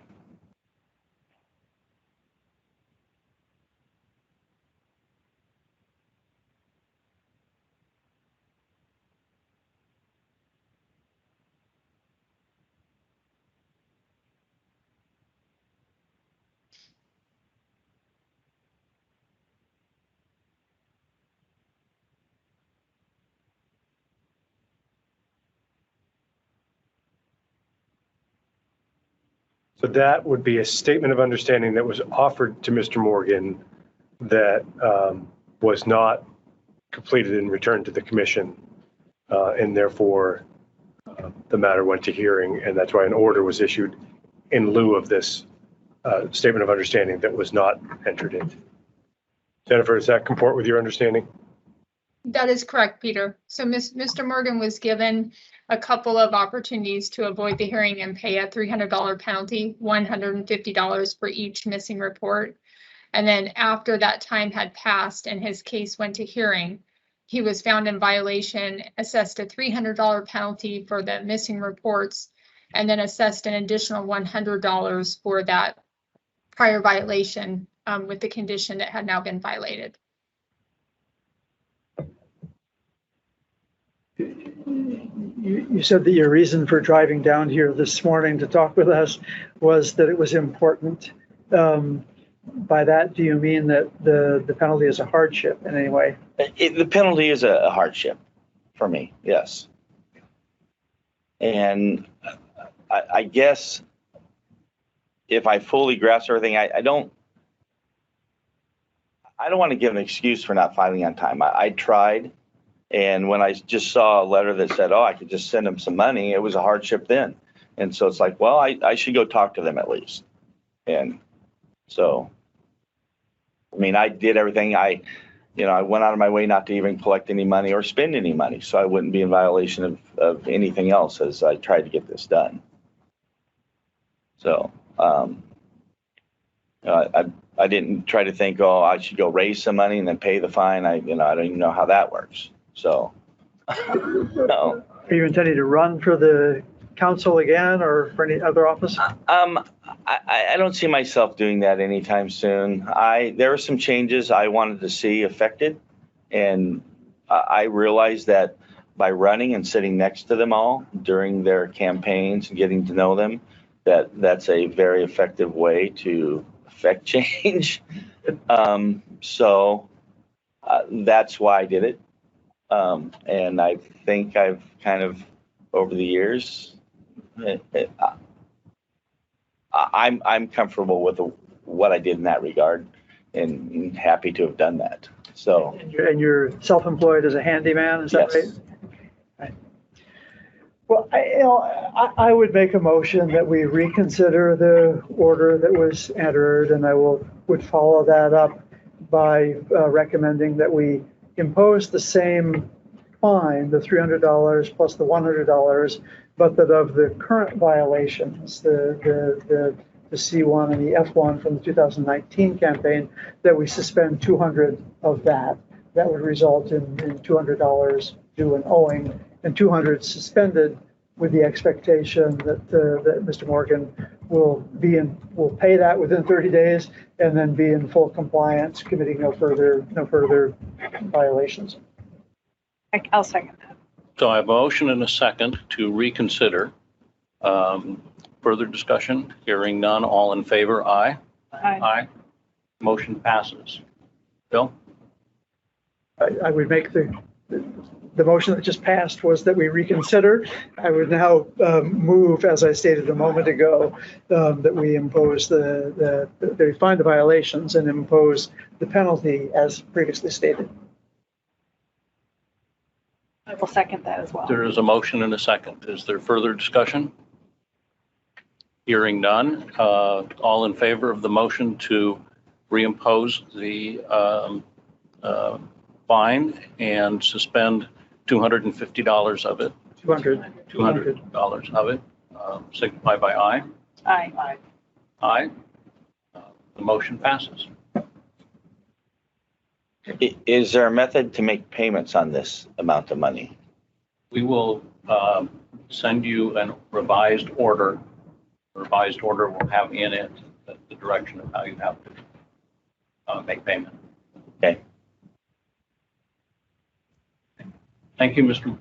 Martin. Appreciate your Morgan. Thank you for taking the time to come down here and resolve this. Well, thank you for taking the time to hear me, and I appreciate it. That brings us to modification requests. And Mr. Chair, I'm presenting those as well, so I will be right back to make sure they come into the space after Mr. Morgan leaves. Perfect. And I don't know if Jennifer has a recommendation on this, but I think we have a motion to continue the second one. So we might want to talk about that first, because that might be, depending on the commission's inclination there, that might be a quick one. Okay, so that's Mr. Hartman? That's correct. I would move we grant the continuance in the Hartman matter due to his counsel's unavailability today. Just see. Sounds like he That's the flagged piece in your written materials today. So before I hear that motion, I have a question. Mr. Hartman is in a primary race that will be settled on August 3rd, if I remember correctly. If we continue this, what's the implications of that? He will not have an F1 filed with this information for the primary. You could have a special meeting to consider it, but we would have to give notice for that. F1 filed, it's just not, Not with this information. yeah, not with the information that you're Right. considering. Okay. So your motion. I'll restate the motion. I would second the motion. I think continuance is appropriate. I have a motion and a second to continue this matter until our next meeting. Further discussion? Yeah, I mean, I think there was some other information internally that we wanted to generate and be able to consider as well. And I've had some information conveyed to me by the phone, but I think it would be nice to see it better organized. Okay. Chair, I have Jennifer Hansen back on. Jennifer, Hello, I'm sorry, I didn't realize that you were talking about Mr. Hartman's request. Staff is prepared with some additional information that you requested at the June meeting, if you would like to hear it today. I think we just heard that we will defer that until the next meeting. Okay, great. Staff will be prepared with that information. And if you prefer to have something in writing, we can provide that. My That would be preparation helpful. today was verbal. Yeah, that would be helpful. Okay, thank you. Some of us will excuse ourselves for this next portion. Moving on. Chair, I need just a few moments when you're all ready to get everything shut down for closed session. We have a motion on the floor. All in favor signify by aye. Aye. Aye. Motion passes. Thank you. You need to jump on that here. Now, Perfect. And I'm sorry, I'm when I was walking back and forth, I missed all this entirely. Are we ready for the closed session already? Yes, but should the commission entertain a motion for the closed session first before we close it? I thought it was prudent to explain what the request was just in general, and then have Chair Jarrett signify that we're going into closed session, and then come back on the record again after that's done. Does that make sense for the public? It's required, I think. Yeah, It's essential. that sounds good. And Chad and John Meter are welcome to weigh in if they have thoughts. I would agree with that assessment that if the Hartman matter is closed for now and Mr. Morgan is done, that we begin the Keaton matter in the normal way, swear people in, introduce who is in the room, and then when we get to the point, the commission can entertain whether a closed session is appropriate or not. okay. So would you introduce yourselves? Yes, my name is Duncan Phobes. I'm counsel for Mr. Keaton. I'm with Patterson Buchanan Law Firm. Mr. Keaton, this is Michael Keaton, my client. He is a director with the Puyallup School District Board of Directors. He's seeking certain relief from the commission today, which I can describe further. So before you proceed, allow me to swear you in. And so in accordance with court rules. He's the attorney. I think you'd swear in the. You want to swear Mr. Keaton in? Mr. Keaton. Got it. Okay. Raise your right hand. In accordance with court rules and Washington state laws against perjury, do you, Mr. Keaton, swear or affirm that the testimony that you will be given today is the truth? I swear. Thank you. Now you can proceed. Thank you. Thank you, Mr. Chair, Commissioners, for the opportunity to address you this morning. In public session, I can state the relief that's requested, and then we would then request that we convene to close session so that Mr. Keaton can detail the reasons for his request. We're asking the Commission today for the modification of reporting requirements of Chapter 4217A in two respects. First, Mr. Keaton owns 3 residential properties situated in Pierce County, Washington.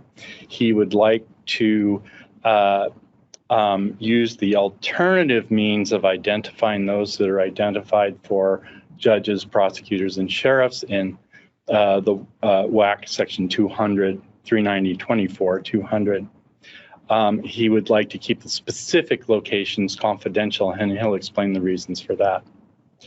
Secondly, he would like to keep identification of his own personal financial assets confidential, and these are non-business assets. These are personal financial assets that people would have, 401k, savings account, et cetera, and keep the location and amounts of those confidential. Second, he would like that information redacted or exempted as appropriate from prior applications that he's filed from when he was a candidate from 2014 through his latest filing in 2021. Three, we would request that the application materials that were submitted to the commission be redacted or exempted as appropriate, consistent with the commission's ruling. Finally, that the record of we are requesting closed hearing for him to detail the reasons for his request, and that the record of that closed hearing finding be made that should be exempt from public disclosure. So that is what Mr. Keaton's requesting today. At that point, we would move the commission to convene a closed hearing for Mr. Keaton to detail his reasons. Okay, so John Meter, would you give us a recommendation on recording the closed session? This is John Meter. Yeah, the AP, I believe, requires recording of these types of hearings. There is an opportunity to go to closed session, as we have discussed. I wanted, before you went to closed session, to mention that information within the closed session can be confidential and kept that way only if the commission decides that it does reach the level of a personal safety concern. If at the end of that closed session, it is not decided that it meets that standard, that information that is discussed could be released under the Public Records Act, depending on other exemptions that might apply. The commission would not guarantee Mr. Keaton that what he says in that recorded and meeting would be kept confidential in all considerations. So what I would remind them is, of course, the information about Mr. Keaton's financial records and property don't need to be a part of that closed session. And I would recommend that he not discuss that specifically.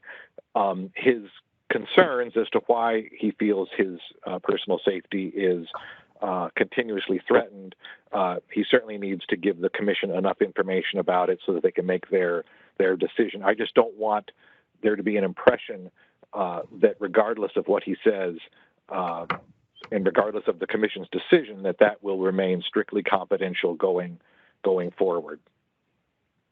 And I'm happy to answer some questions about that. I should mention, if there is a public records request for the information or for the recording, we would give Mr. Keaton and his counsel an opportunity to enjoin release of that information. Typically, it's done through a 10 business day delay, where we would give written notice to Mr. Keaton and his counsel and say, because we can't defend necessarily Mr. Keaton's privacy issues ourselves, nor do we know enough about his personal business and other aspects of his case to be his advocate there. So we would give he and his attorney those 10 business days to go to Superior Court and enjoin the requester from getting that information. And we would remain typically neutral in that process, and the requester and Mr. Keaton could discuss the PRA, and we would follow the court's ruling either way. So I wanted that to be a preface before the hearing, and if anyone has any questions or concerns, I am happy to address them. Do you have any questions? I have no questions, and we've discussed the PRA. I will order the meeting to be recessed, and we will reconvene in closed session. And at the conclusion of that session, we will reconvene in public session.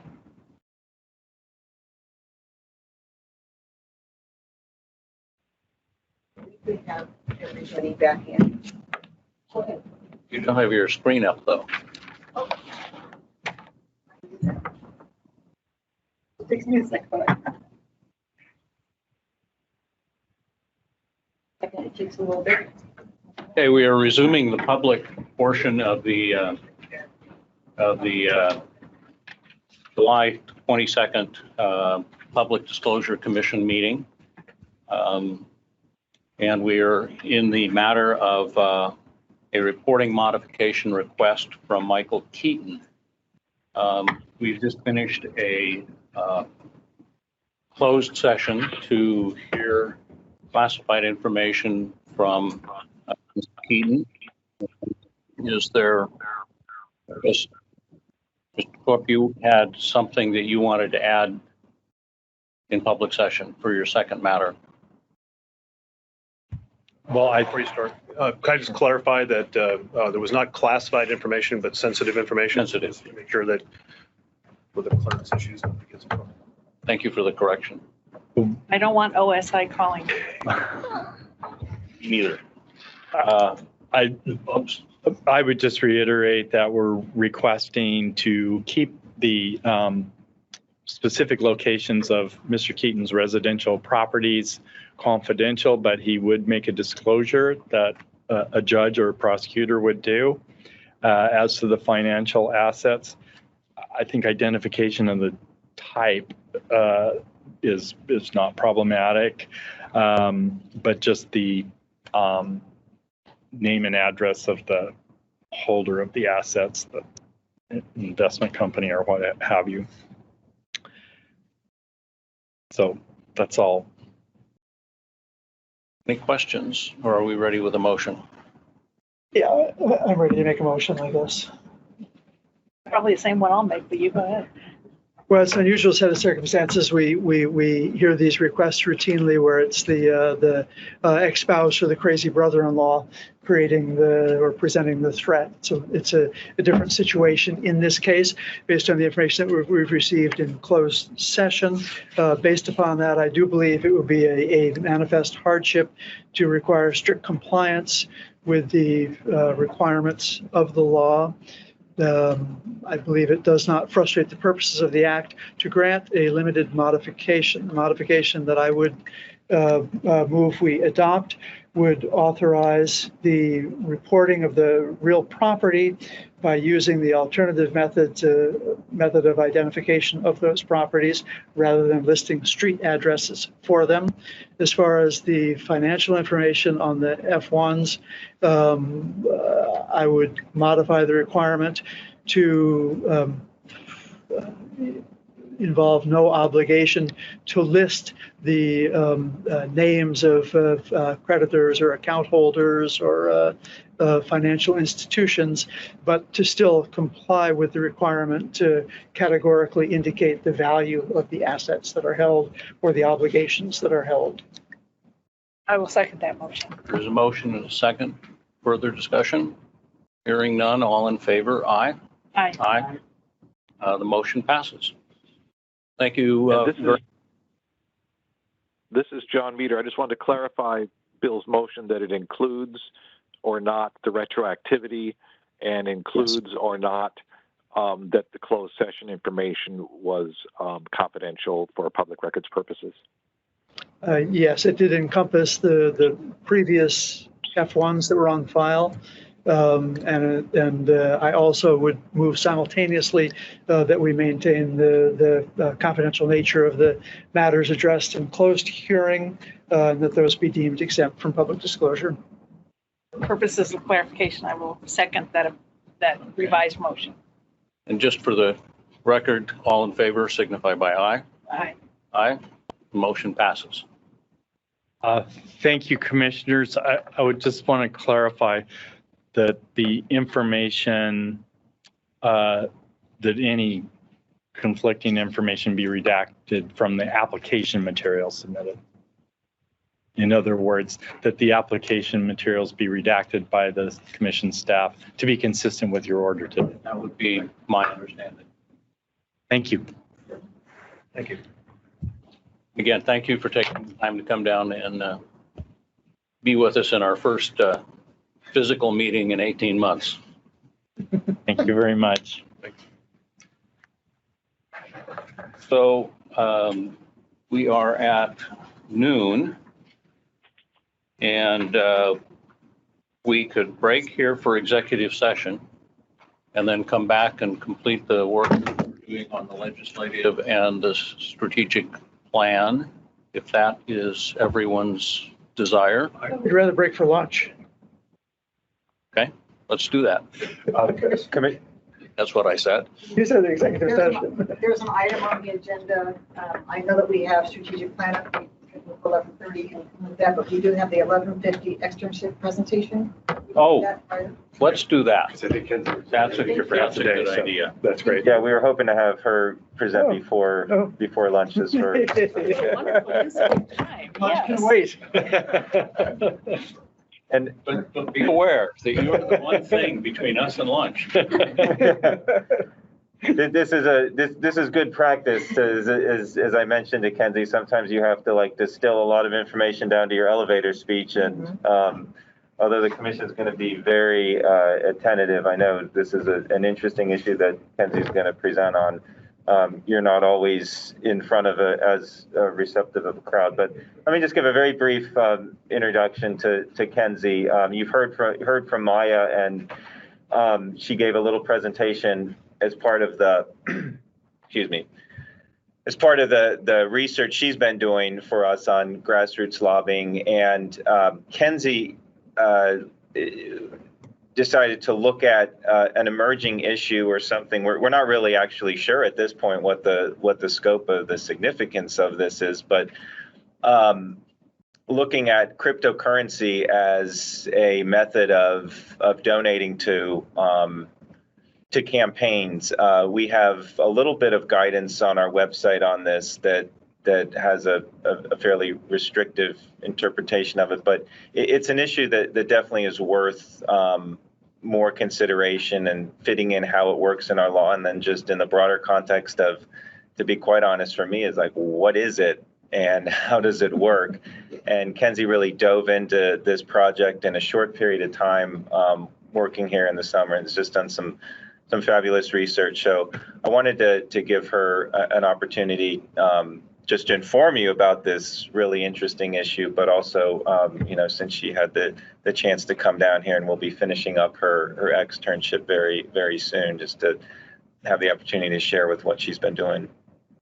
Hi, so I focused my research particularly on Bitcoin because it's the most popular and kind of most widely known form of cryptocurrency. So just generally, Bitcoin is a form of digital money digital currency that has no central authority. So it's just peer-to-peer transactions. There's no bank or intermediate entity that's involved. And all transactions are recorded on a ledger that anyone can view. However, no personal information is identified on this public ledger known as a blockchain. So the issue that cryptocurrency or Bitcoin contributions pose with campaign finance laws is the disclosure of a source isn't readily available, and the value fluctuates fairly often. So value reporting is also an issue presented by Bitcoin contributions. So my research particularly focused on whether a Bitcoin contribution can be considered a contribution under Washington's current law, how a source can be reported, and how a value can be reported of these contributions. Currently, the PDC's guidelines limits Bitcoin contributions to $100, treating it similar to cash, and it should be converted into legal tender and deposited within 5 business days of receipt and timely reported. So I have determined that a Bitcoin contribution adequately falls underneath the definition of a contribution in Washington's law. Washington's definition of a contribution includes anything of value, and Bitcoin inherently does have value. You can purchase goods and services with it, and it can be exchanged for US dollars or other legal currency. So it could be classified as a contribution. And the source reporting issue was a little bit more difficult to address. Bitcoin transactions are anonymous. To create a Bitcoin account, you have to create a wallet, and it's a software program that doesn't require any personal or identifying information to create. So you could use a fake name. You don't even have to use a name at all. It can just be a series of numbers. So when you make a transaction, it's all anonymous. So the FEC addressed this issue in an advisory opinion that they produced in 2014, outlining a procedure where a donor would have to disclose their name and address, the value of their contribution on a form prior to making a contribution. And once a campaign receives this form with all source disclosure information, a unique address would be sent to the donor for one-time use only that the donor would be able to send to the Bitcoin wallet. It wouldn't actually disclose the physical address of the wallet. It would be just like a unique linked address that would be sent to the donor. And then for value reporting, Bitcoin is very volatile and can fluctuate within the period of a day. It can be very highly valued at the start of the day, but by the close of the day can be much less. So to start this analysis, I analyzed whether a Bitcoin contribution should be considered an in-kind or a monetary contribution under Washington's law.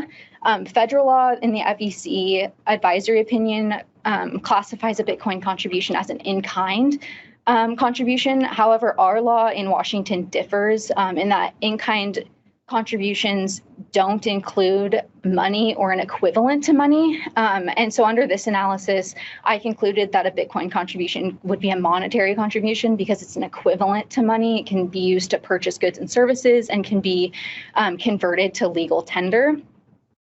And then under current Washington law, I concluded that it should be treated similar to a cash contribution and limited to $100. Because it's unclear if Bitcoin can be made with a written instrument, and contributions above $100 in Washington must be made with a written instrument.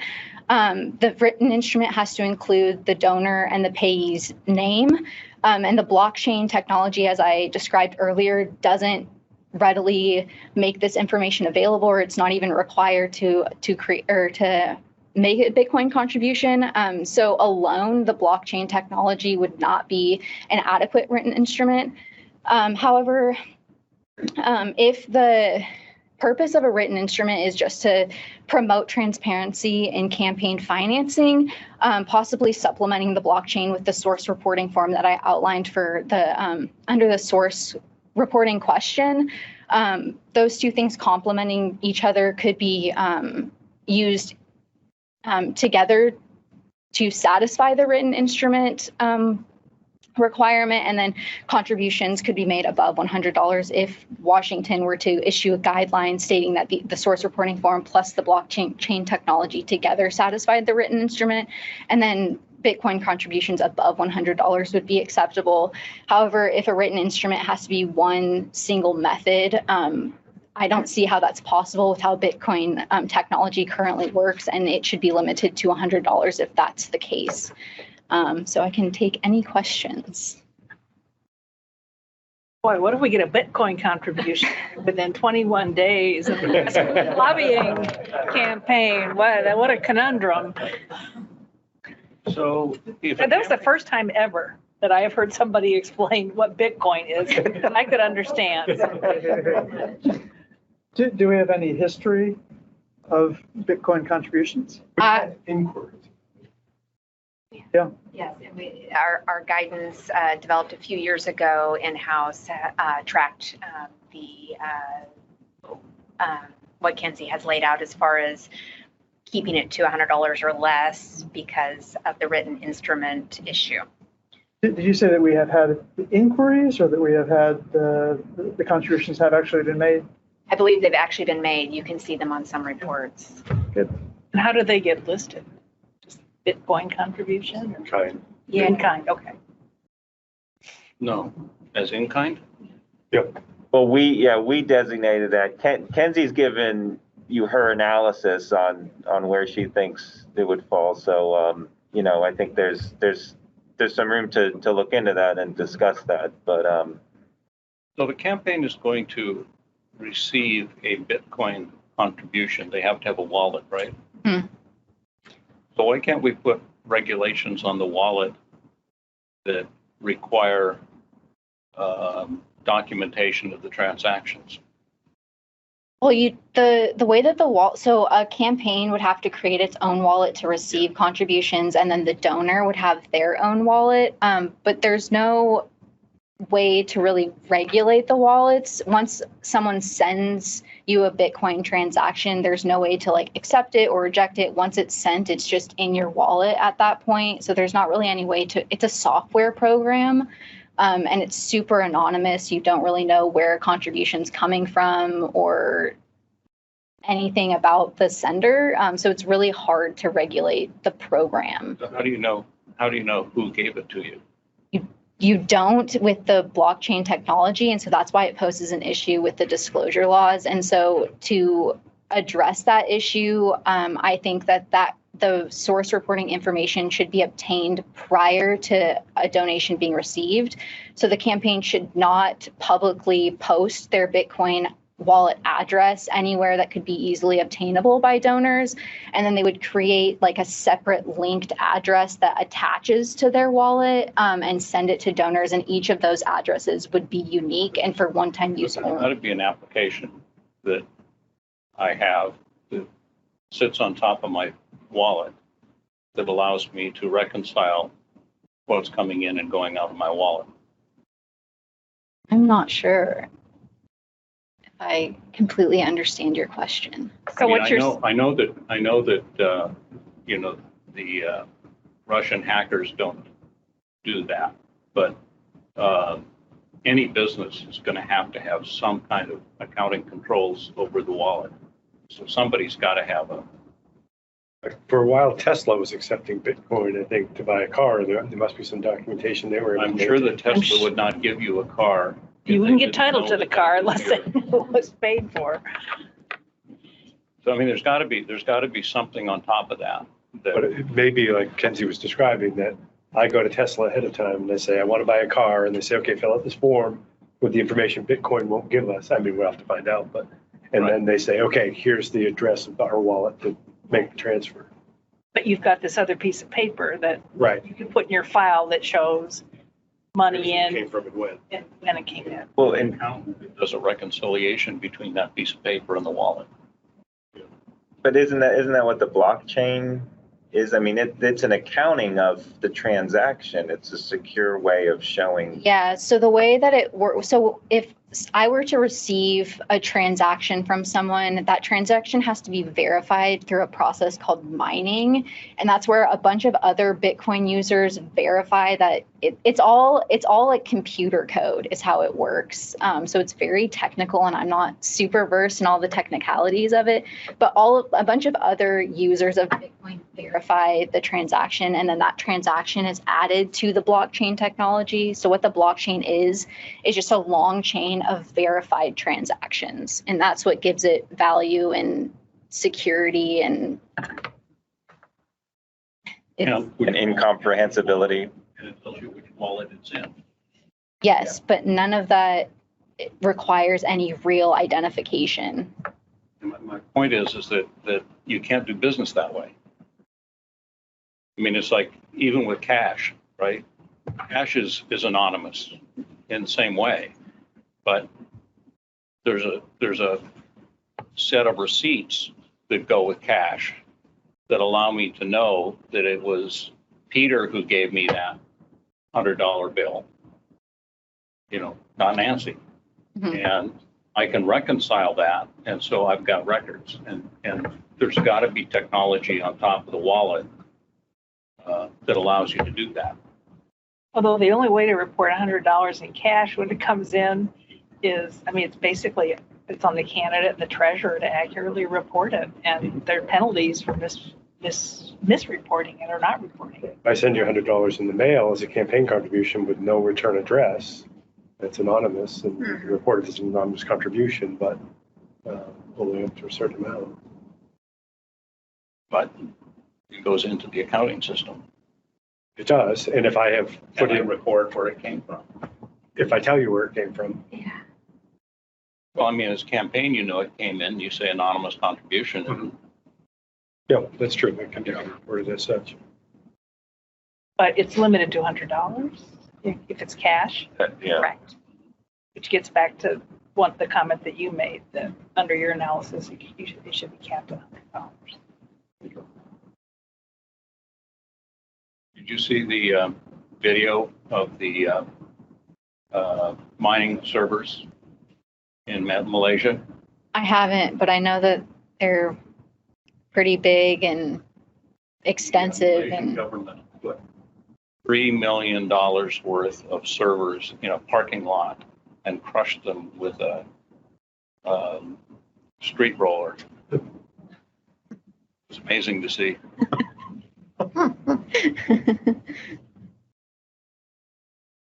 Other questions? I think we're off to lunch.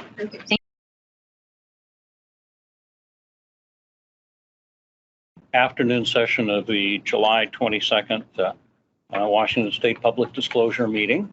As I remarked this morning, this is our first in-person meeting in the last 18 months, and we're enjoying the opportunity to get to see each other again and follow body language at higher bandwidth communication. So it's been good. Before lunch, we were working on our legislative topics discussion, and that got set aside for a little bit. So I want to move back and rejoin that discussion. And so, Sean, do you want to pick up on that? Sure, and I will attempt to be brief just to finish up. There's just a couple more topics I wanted to touch on. So unless there's questions, I'll try and expedite this a little bit.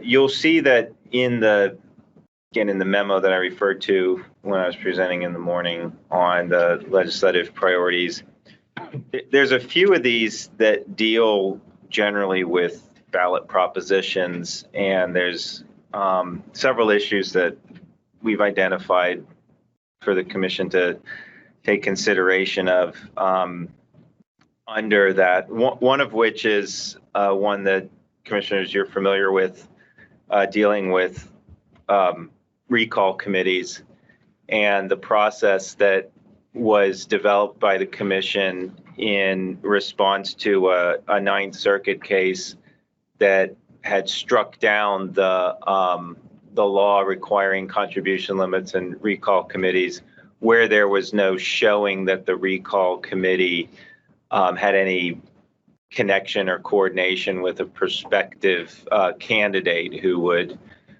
emerge after a successful recall campaign. Through that, in a few instances, the commission has used the declaratory order process to essentially set out the facts that were established in that court case of when and how there could be coordination, and where there was no evidence or where there was an affirmative assertion that there was no coordination by the committee, then the commission had ordered that the contribution limits would not apply in those circumstances.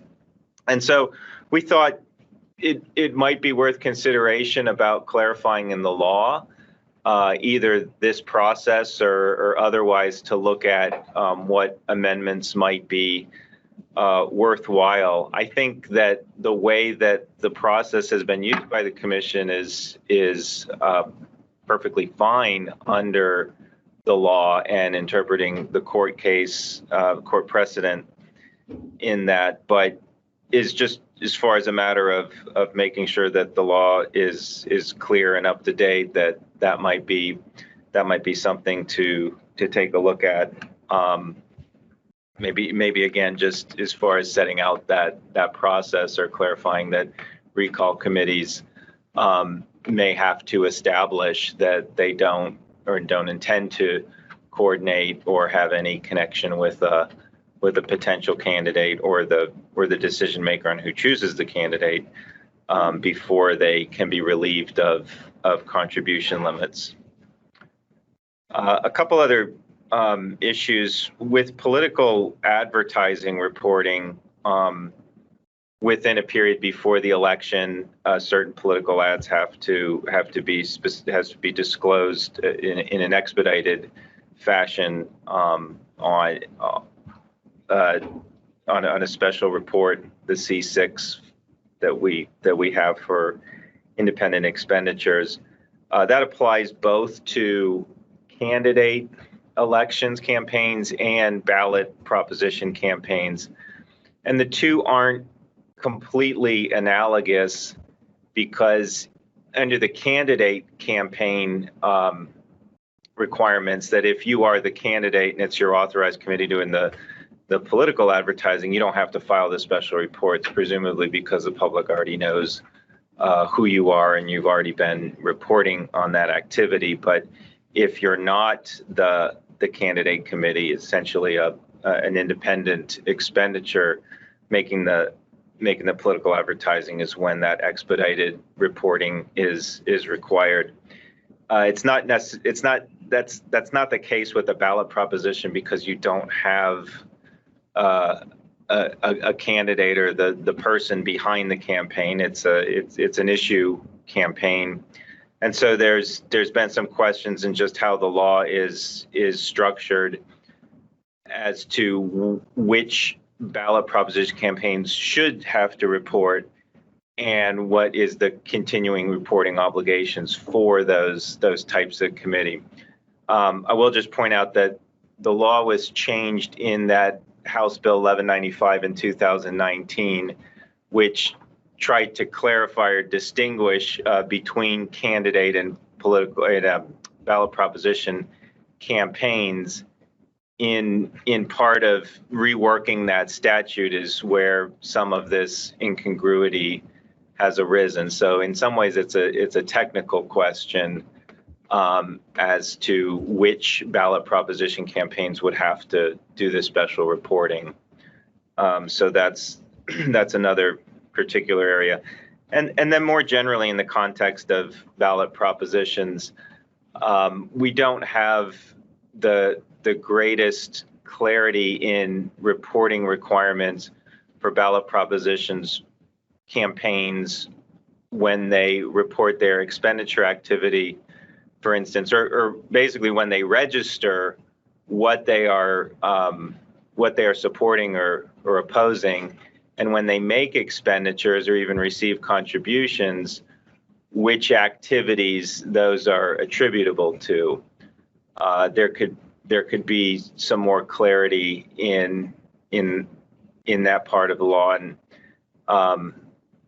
I think that's an attractive thing to look at because as part of the bigger focus of what we're doing with system reforms is a better way to get better information from our reporting and being able to aggregate that information. And so having clarity about what type of expenditure contribution activity is attributable to a specific campaign for ballot proposition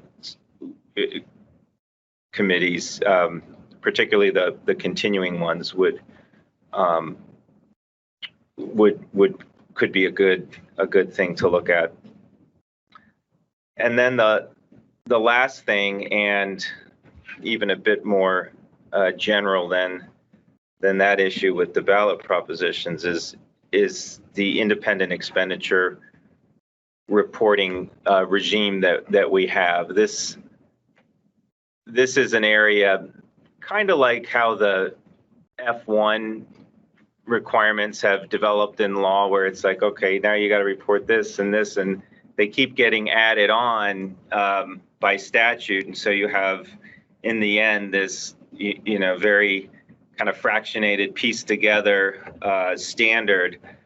With independent expenditure reporting, there's several categories that get bunched together under this umbrella of what is independent expenditure activity, and so much so that even in the law we have multiple definitions of the term independent expenditure depending on what activity it is and what kind of reporting requirements are generate from that. So for instance, as I said, the political advertising is one area that really tries to hone in on activity from non-candidate groups, as well as certain ballot propositions. And then you have electioneering communication, which is a whole nother standard, but is tied to the general idea of independent expenditure, something coming away from an authorized committee. And then we have a general kind of catch-all standard that says, well, independent expenditure is just anything that's otherwise not reported under our campaign reporting system and is an expenditure made in a campaign. So, you know, a lot of times the money doesn't come from a political committee. It's just spent, you know, well, where did that come from? It might have come from an entity or an individual. So a lot of these things are pieced together. I'll say that the law works, and it's been tested, you know, many different times. The law does work. It's fairly complicated to kind of walk your way through that. So we decided to bring it up just in that context that at some point, and this may be something for even down the road a little bit, but there does seem to be a need here to streamline this regime about how we deal with independent expenditures, and maybe it's managing the C6 report, and all of this activity that I described is currently required in one report, even though it can generate from a number of different types of activities. And so maybe there's a way of looking at how that's reported, how it's defined, how we talk about it. I know on the horizon, we're looking at, you know, eventually we'll be addressing that independent expenditure system, but it's an area to definitely consider at this point as to what kind of, you know, what kind of reforms might be proposed in that area. I don't know if Peter and Kim have anything else to talk about with that. I know I'm not being very specific on. I would just add on that, Sean, thanks. That all of this was really great. That on independent expenditures, I forget, it was 2938 where we tried to pull out the multiple definitions and put them in one place. And boy, did we realize the interoperability of our law was really complicated. And I think that's true of a lot of our law, and things have been added over the years to address specific situations. I'm reminded of, I think it was from Representative Walsh, I first heard of Chesterton's fence, which G.K. Chesterton, the British philosopher, somebody said, that fence serves no purpose, let's get rid of it. And Chesterton said, until you can tell me what the purpose of that fence was, there's no reason to get rid of it. You know, you have to know why it's not useful anymore. You have to know what the use once was. And that's what I have found as we reformed our law, is that the further you dig into it, the more you realize, oh, there really was a purpose behind this seemingly useless provision, because it applies to this other one in a completely different section, which is by no means to say we shouldn't touch it, but it's that we should really carefully analyze it and try to, as Sean used the term, streamline. I think this independent expenditures is a great example of that, but I think we need a deep dive to really analyze what all of these pieces are trying to accomplish before we try to replace them with something that's one size fits all. So, given all of this list, what do we think we want to do? Prioritize them, or including Yeah. but not limited to? Well, I would just opine that the independent expenditure is something that I don't think we want to take up in this legislative session, that we've got some more work to do and some thinking. And so maybe figure that's for the next long session. The request legislation that we tried 2 years ago to get through, that would seem to me to be something that we want to dust off and say, let's go back on that. Like Sean, you said we'd have to file again. We can't use. And, work with Representative Ty on that. I think Representative Paulette's piece on enhancing grassroots lobbying is something that's timely, and we should be thinking about.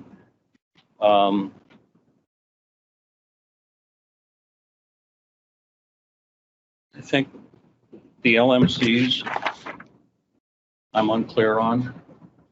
I really understand the point that Representative Kramer. yeah, Connor was making this morning.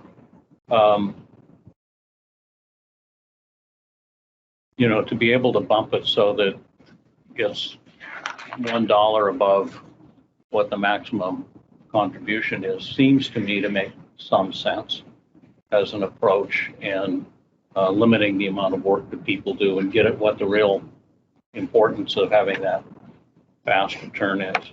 It's possible that the commission could do that through rulemaking when you do your next inflationary adjustment. What we could do by rulemaking? February 2022.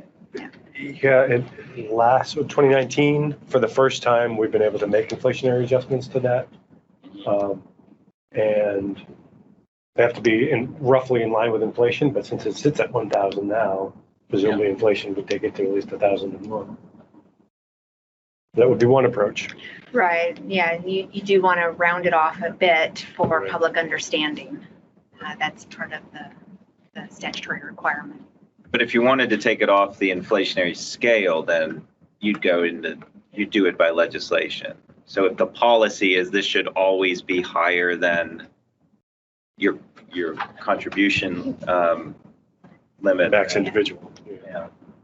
We could change the rules so the rule says that it applies to $1 more than the max contribution, individual contribution. I would think that would be the way to go at it. I think we can do it sort of indirectly because our only tool is an inflationary adjustment. Yeah. So should the legislature happen to change the individual contribution to 3,000 next year, we'd still be stuck with 1,000 plus inflation, but it would work in, assuming that doesn't happen. Right. It would work in the near term. Let's look at doing it through the rule, and not make it legislative. As I think Kim mentioned, we're due for an inflationary look at all of our thresholds. All of the thresholds. And then I think the recall tax is something that we should probably take on. I don't know that we want to do it this year, but the 21/7 day rule, the timing of when those contributions come in, given the different way in which we vote now, is something that I think is really important because I agree. that $70,000 contribution that was purposeful. I mean, there's no question about it. Full reporting schedule we could take a look at that because there also is 21 and 7 day C4s. And you're leaving a long dark period between the August report and this 21-day report in which expenditures are not known. And it's pretty, at least the campaigns that I worked on in the past, it's amazing how similar it is from now that we vote by mail year to year, that it's really a third. And I'm one of the people that gets my ballot and I return in the mail the next day. And then the next third trickles in during the next 2 weeks. And then you've got the people who, have their ballots counted a week later because they're late. So I think that very rigid time frame that we have now just doesn't work with the way we vote.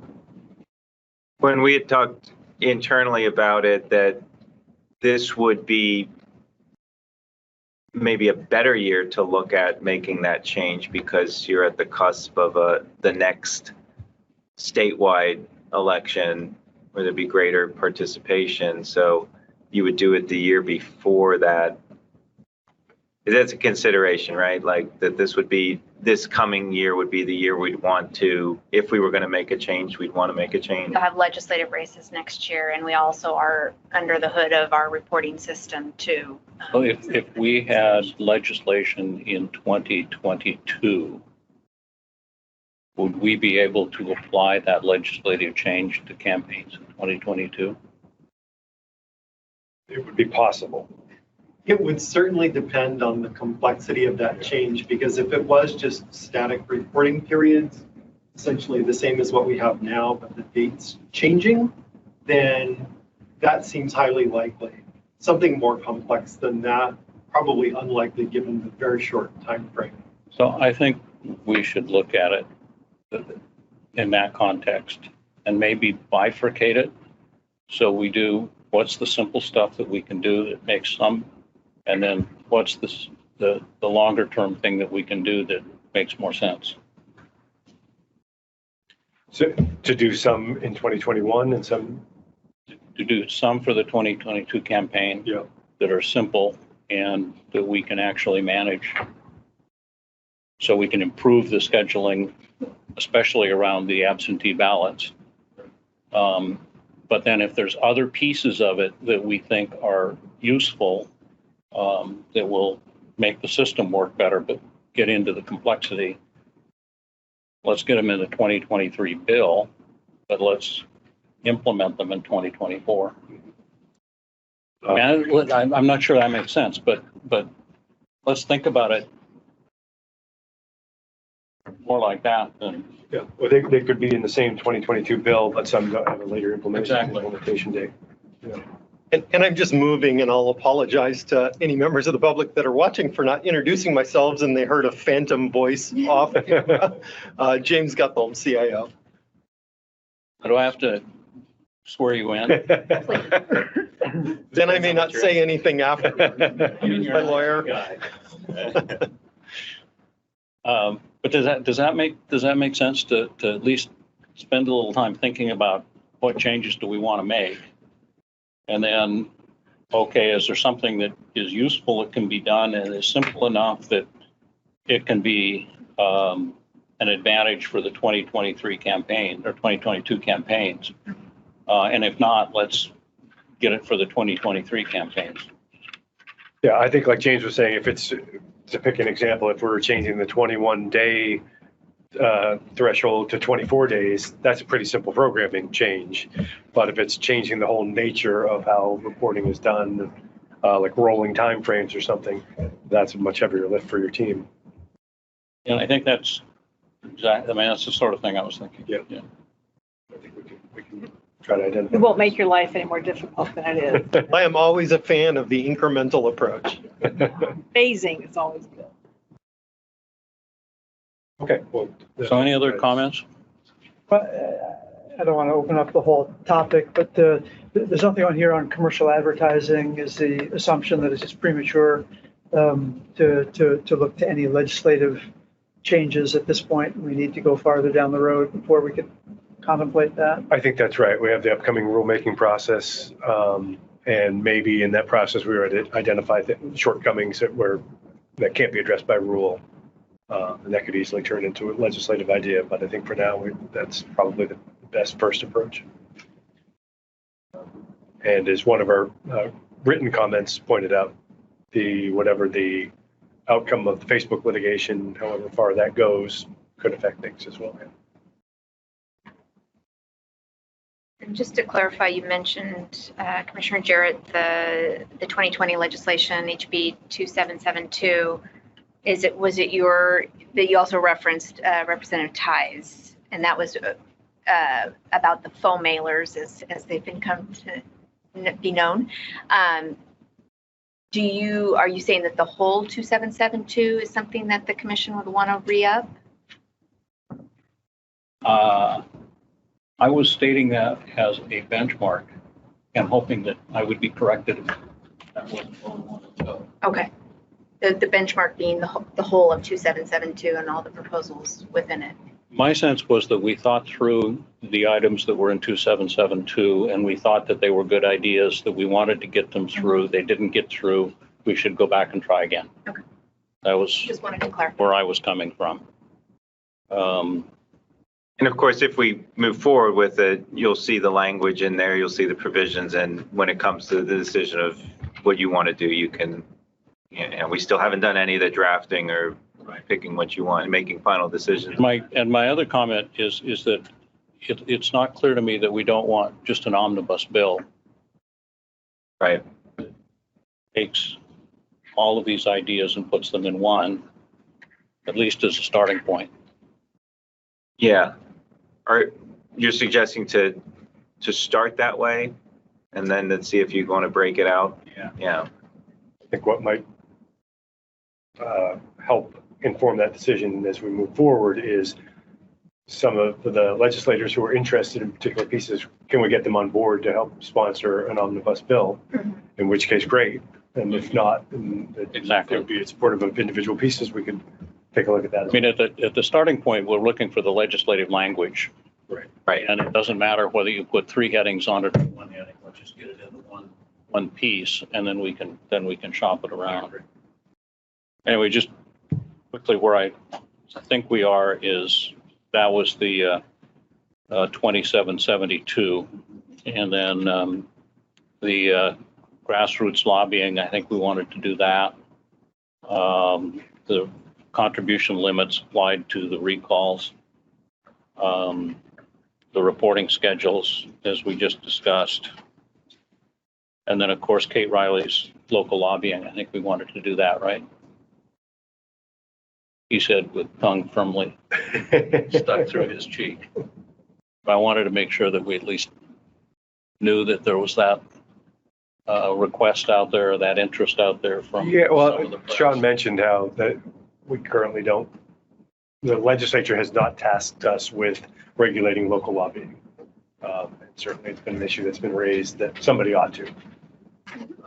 A huge lift for us, but we would also perhaps be the obvious body. Yeah, I think if we wish to do that, we have a lot of thinking to do. Yes, I would agree. There's a difference between lobbying in Dakota and lobbying in Seattle that we'd have to be able to work with. So I would put that on our list of things that are out there at some point in the future, but not to lose it, but not a priority.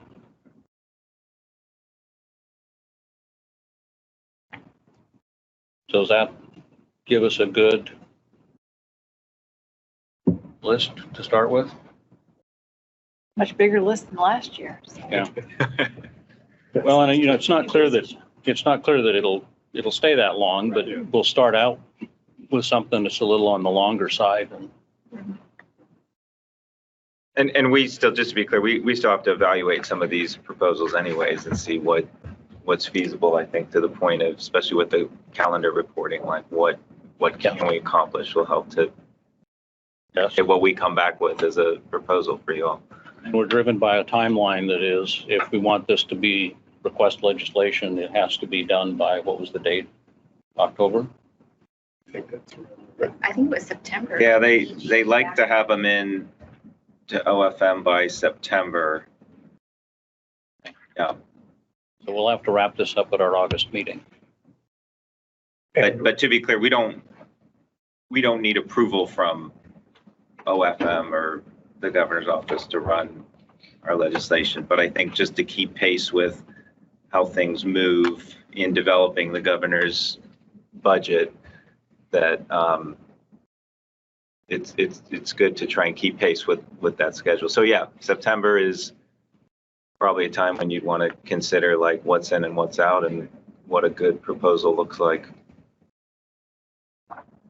Okay. So that brings us to our strategic plan update. And first one is Commissioner Isserlis, and Kurt is with us as well. Here's Kurt. Pass it directly off to Kurt, who I see on the screen. He looks smiling ready to face up go. there. Nice pass, Commissioner Isserlis, and I'll take it to the bucket now. Nice to see you all, Chair Jarrett, Commissioner Isserlis, Commissioner Downey. Good to see you back in the office. I'll be brief. Of the remaining audits that we were working on for the 2020 state representative candidates, we've completed and sent out 15 of the 16. I completed my last one on Monday and sent that to Peter for review. So our summary of the audit findings will be made at the August meeting, and obviously the priorities set by you and Peter, VG, and Kim now have been to work on cases, and we have seen an uptake in cases, and that's kind of taken some more of our time and with the group enforcement. So we're planning on making a presentation this month, but we plan on it being next month. Eric will be presenting that. Him and I have been working great together. I'm in the process of getting ready to start the 24 local 2019 candidates that we agreed to do as part of the last part of our audits for this year. And those will likely be taking place and beginning probably in the first week in August. And I, Eric, or Commissioner Islis would be happy to answer any questions that you have. On target and on time. Perfect. Bill, you're up. Well, I'm going to do the same. I'll pass to Alice, who I didn't get a chance to talk to in the last few days. So I assume we're on track. Alice?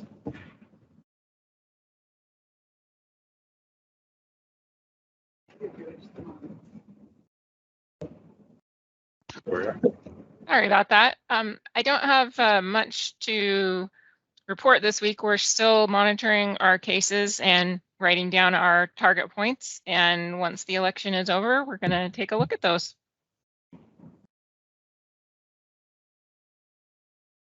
So that gets us to James and I, and James hasn't been very busy the last week, so I'm sure that we've made great progress on the campaign reporting system. Well, the good thing is the team actually does all the work. So things have continued to chug along. And the one milestone is I mentioned at the last commission meeting that we were going to release the expenditure categorization work. And we did end up delaying that by, was it 2 days or one?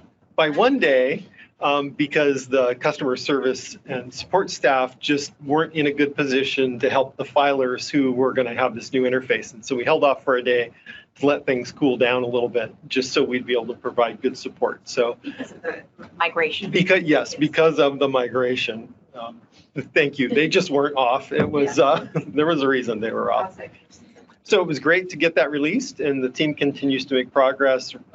We just went through and did prototype and proof of concept on re-rendering of the C3 and C4 reports into a new internet web-friendly format that still has good print fidelity, so somebody can still print a copy of it and have a nice record if they choose to do that.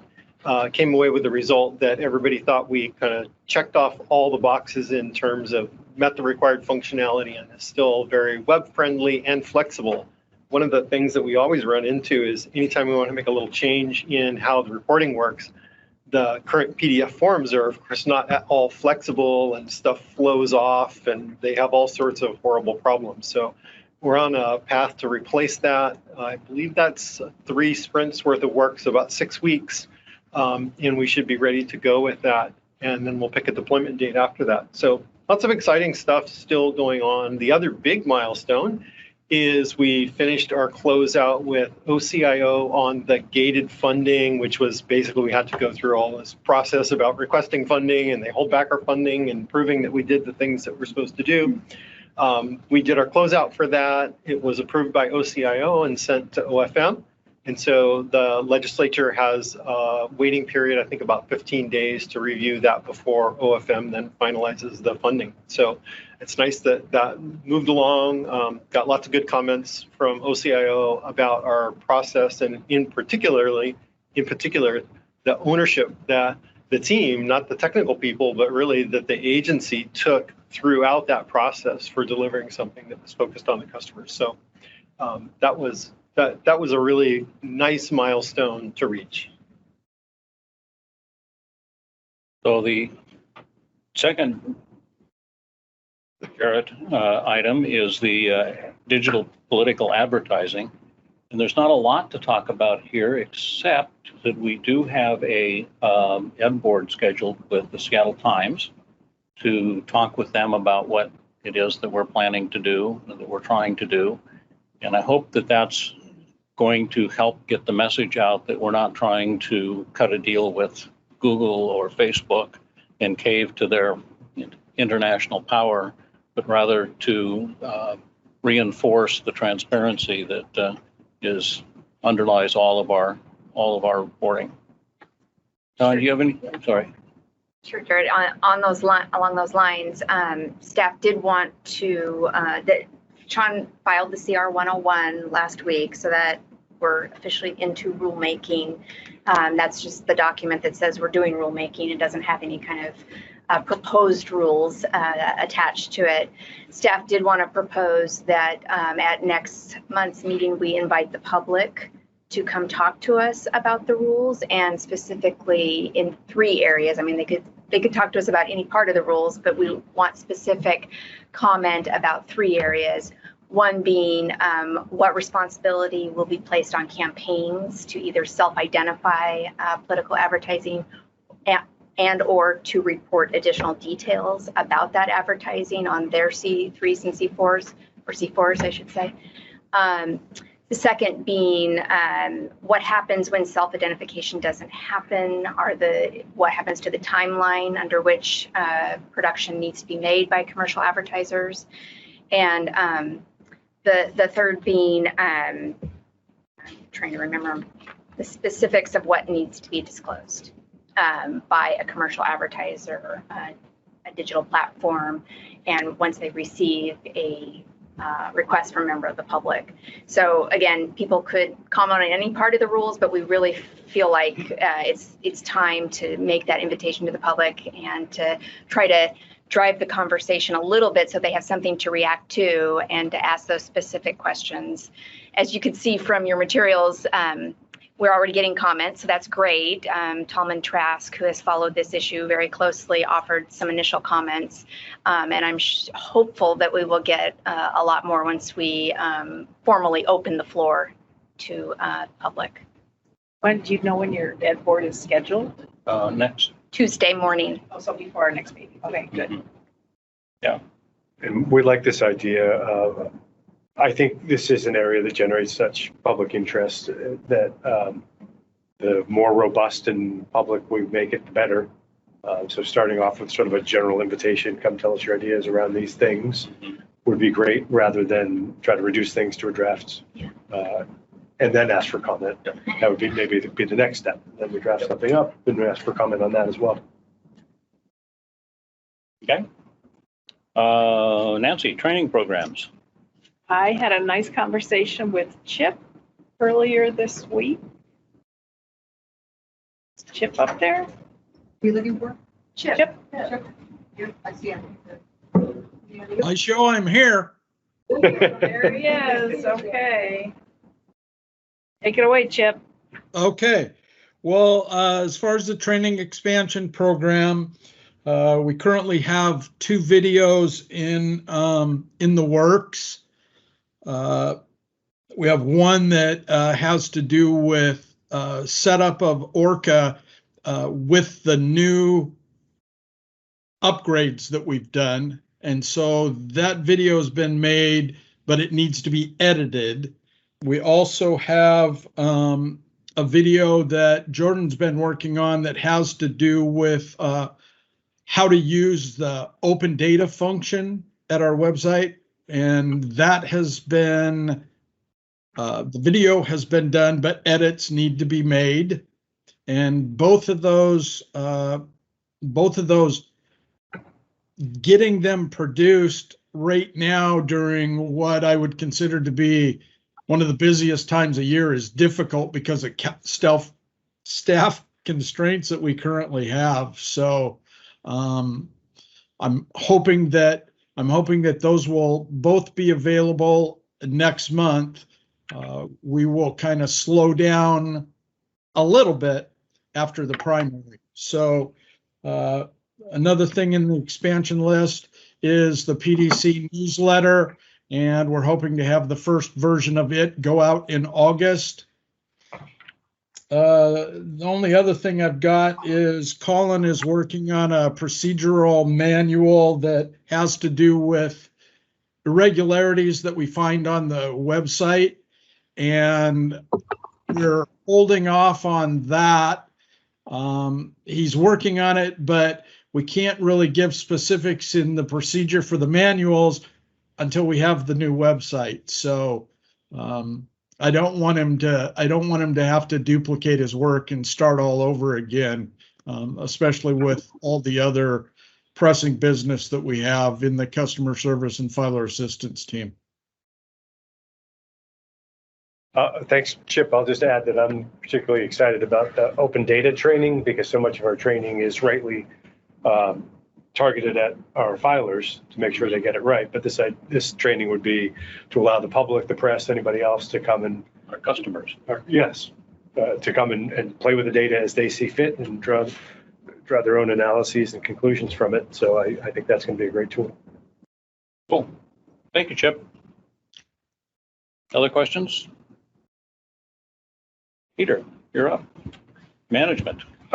Thank you. As always, much of what we do is my management report. And we've covered some of those things. I talked in my opening remarks about how we're planning for a reopening. And Chair Jarrett, you talked about the complexities of the hybrid model, and that's what we're working towards. I didn't mention that part, is that we expect to move to a model where everybody is spending some time in the office and continuing to have the opportunity to work from home.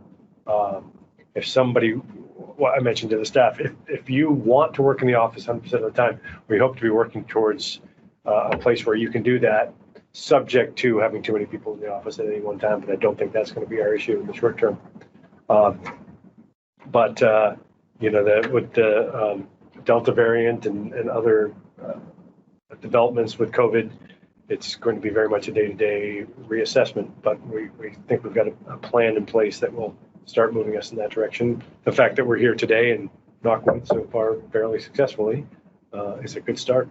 I think this is for Mike.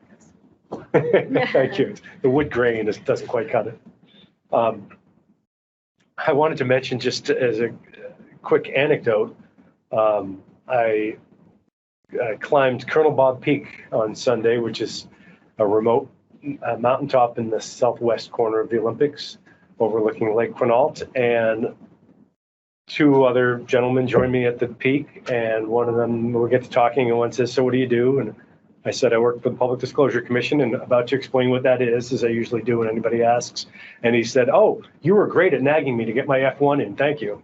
So even on the top of a remote mountaintop, the F1 is successful.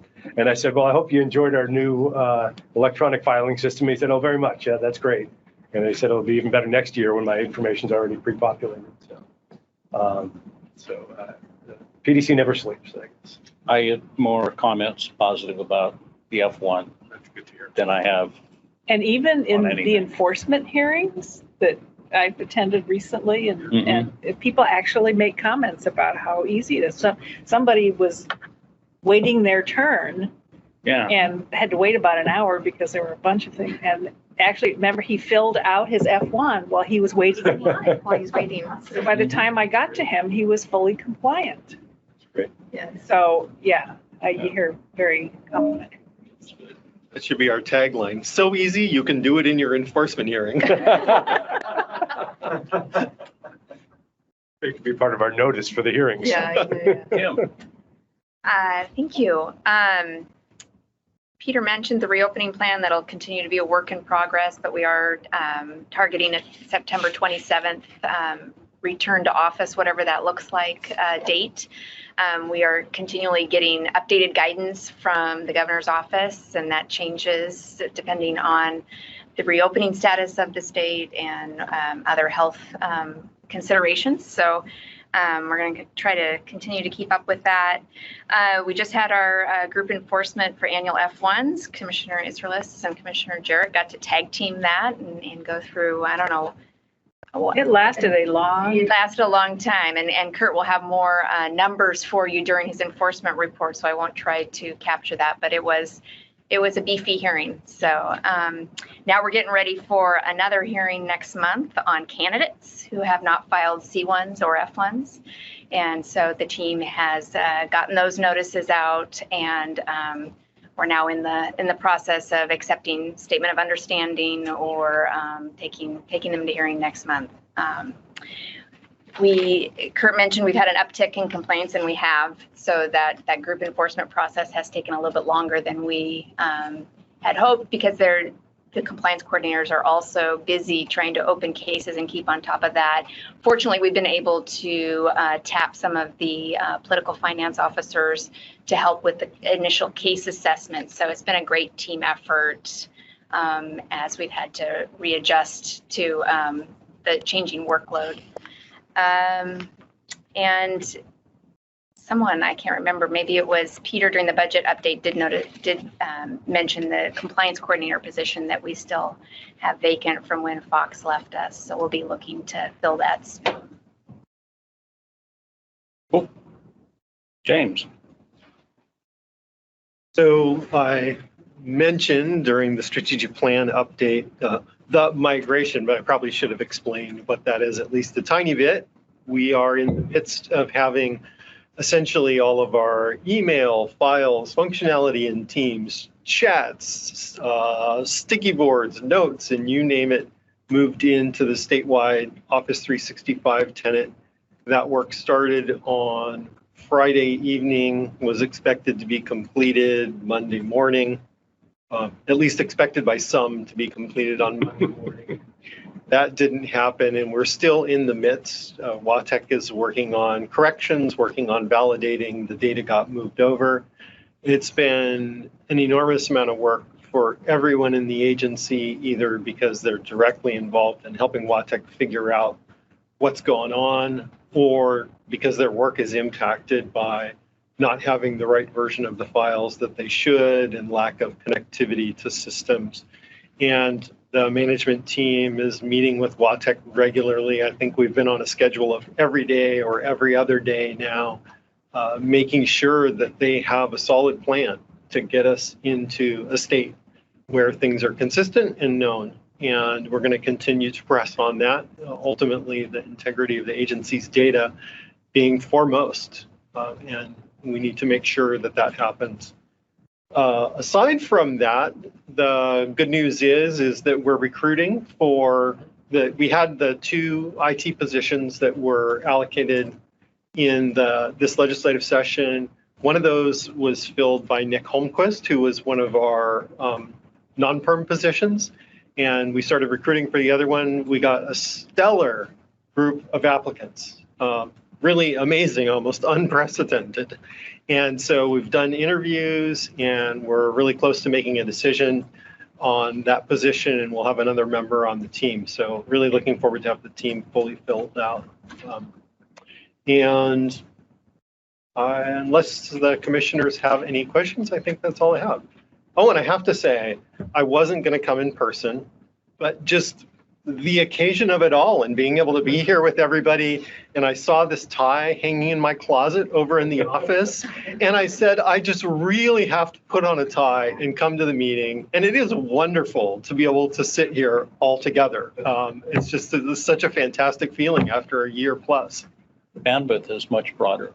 It is. It really is. Thanks, James. Although I will say, James, Sean, and I all kind of compared notes, and James showed us all up by putting on the tie. So. We heard Peter and I conspiring that we weren't going to, so he wanted. Well, you noticed that I didn't get a tie. Me either. I have some, but I haven't worn them for years now. All right, Chip, you're up. Hi again, commissioners. Now I don't feel quite so bad about not wearing a tie today, but at least Peter and Sean have got me shown up because they wore a jacket, so I should feel bad. The customer service and filer assistance teams have been very busy in the month of July.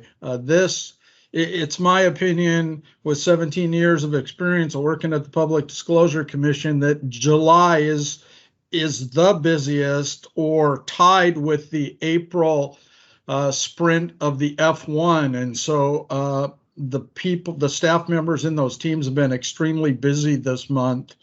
We had the 21-day C4 report that was due a couple of weeks ago, and that was a very busy time. The teams have been working because of the brief enforcement hearings that have been going on. The frequency of fresh desk tickets or calls has been increased for those people that received notifications that they were going to hearing. And the team members have been liaisoning with enforcement, with the compliance division, as well as helping those filers get the reports filed prior to the hearing. We're continuing to make progress on the website. Debbie's been instrumental in helping Kim with that. And the majority of the members of both the customer service team and the filer assistance team have been involved in the Orca replacement project. So a lot of effort there. The frequency of fresh desk tickets is high currently.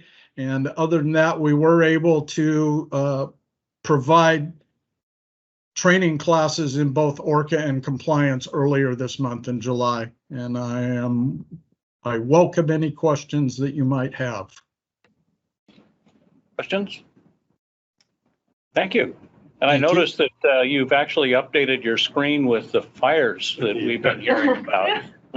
Yeah, I didn't want my psychedelic background to show today. I wanted to be a little more professional. All right, Kurt, you're up.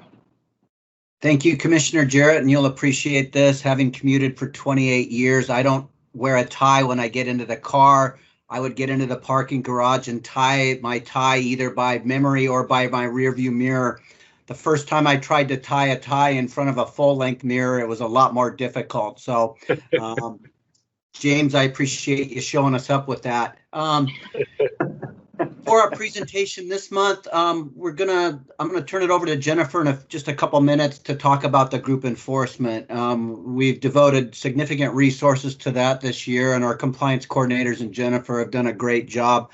Just for a little background on that, when I used to have the group enforcement as just myself as part of the staff, it was myself, Phil Stutzman, and Tony Perkins, who's our CFU investigator over at the AG's office, used to be with the PDC. It was the three of us, and it was difficult to do one group enforcement in a year.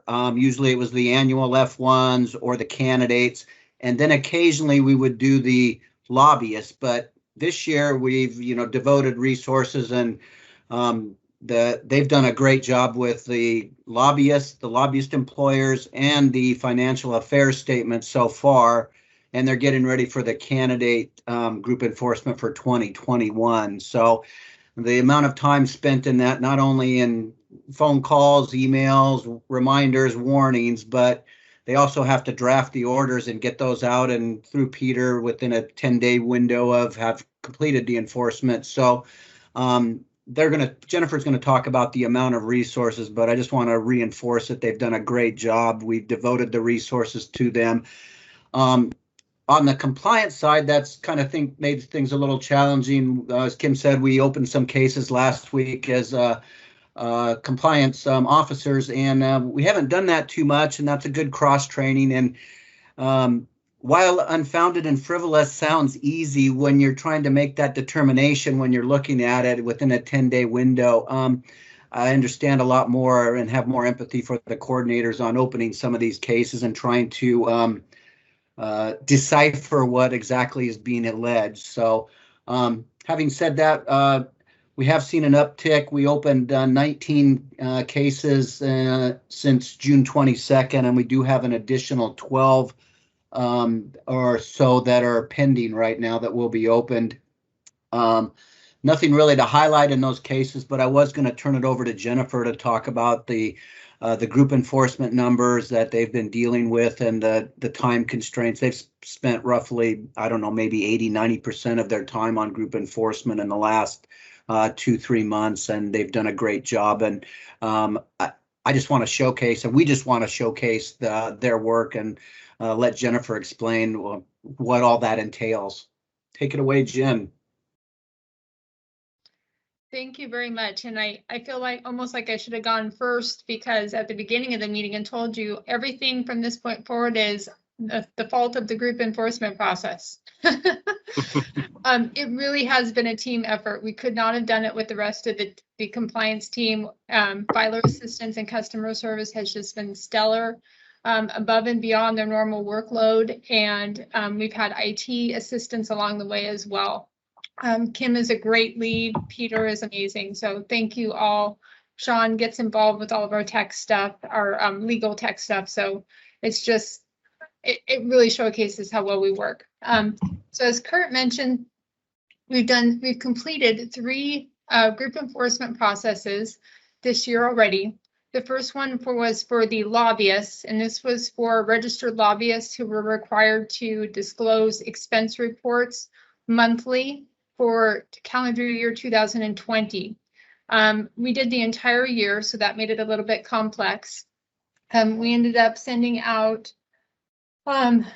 just to give you some numbers, we ended up sending out 23 hearing notices at the end. We started with a lot of lobbyists who hadn't filed either 1 month's report or up to 12 reports. And then we took 4 people to hearing on April 1st, and that included some individuals who had filed before the hearing, or we had closed them administratively. And so reasons for closing things administratively include health issues, not being required to file, us not realizing that they were no longer supposed to be in our system, other issues related to COVID, death, of course, other things like that. The next group that we took was the lobbyist employers, and those lobbyist employers included those that were employing some of those lobbyists that we had taken to hearing before. And we looked at 2 years worth, so 2019 and 2020. Those L3 reports are due the last day of the month of February or the 1st of March if the last day of February is on a weekend.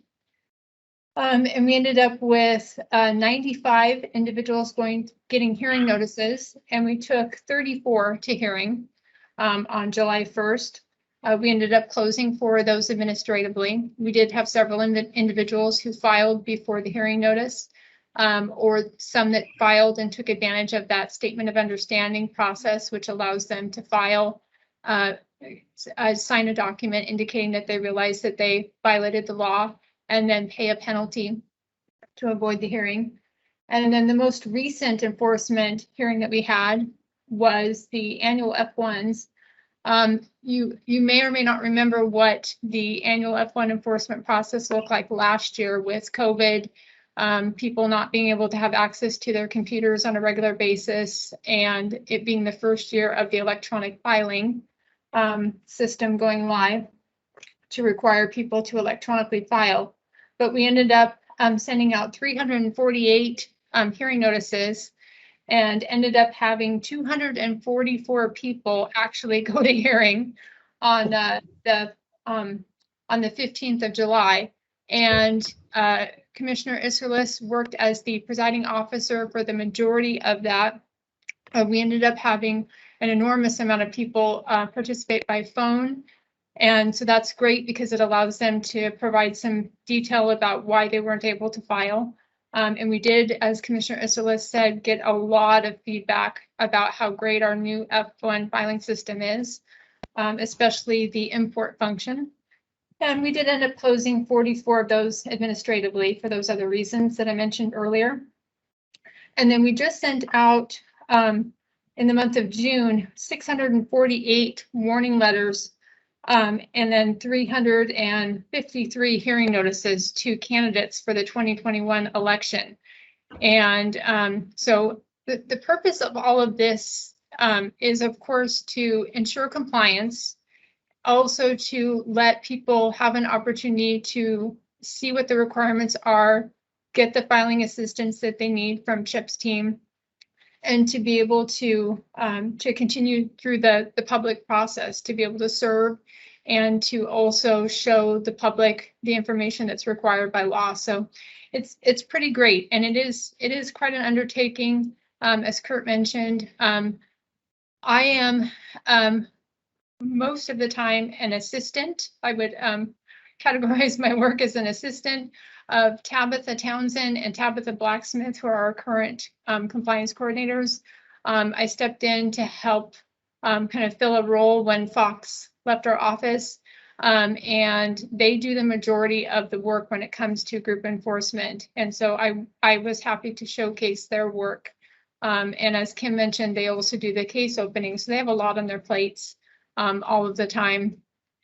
So thank you very much. And I really appreciate the commissioners listening to us today talk about all this process. And we hope to be done with the group enforcement process by the fall, so that we can have the winter time to kind of recap, regroup, figure out what things we need to do next year. So, and I'm available for any questions that any of you might have.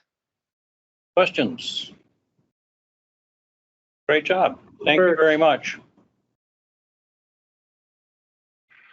That brings us back to James and the portfolio update. I'm going to do a little screen sharing here. No, I texted that report.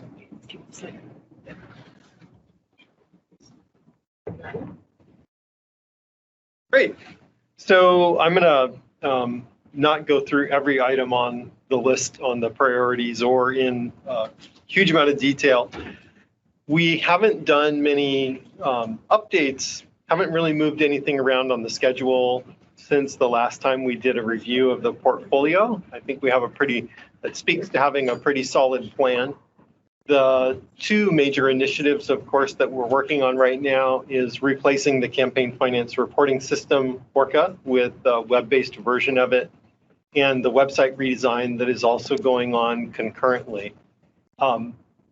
And I want to point out that while those are the two major initiatives that we can talk about as working on from the very high level of the portfolio, that we never lose sight of the fact that while we're doing something that takes quite a long time, the filers and the public are out there still trying to file and trying to access information, and we need to work on continually improving those systems and those experiences at the same time. And that's where the level of granularity around the roadmap comes in, and the commissioners get to see this a lot more often.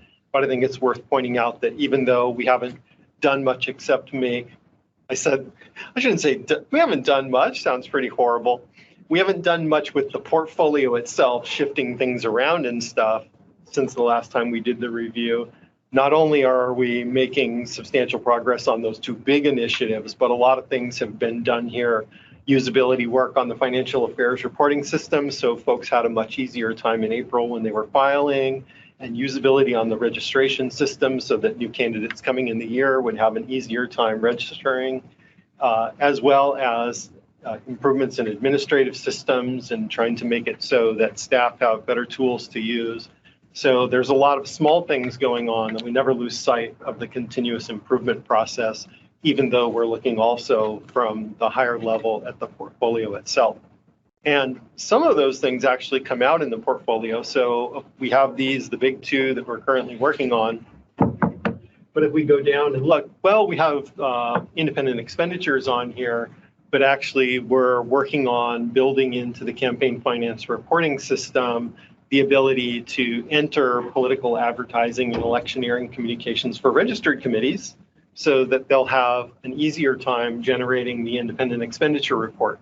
So we're ticking off some of the boxes on further items via this incremental approach.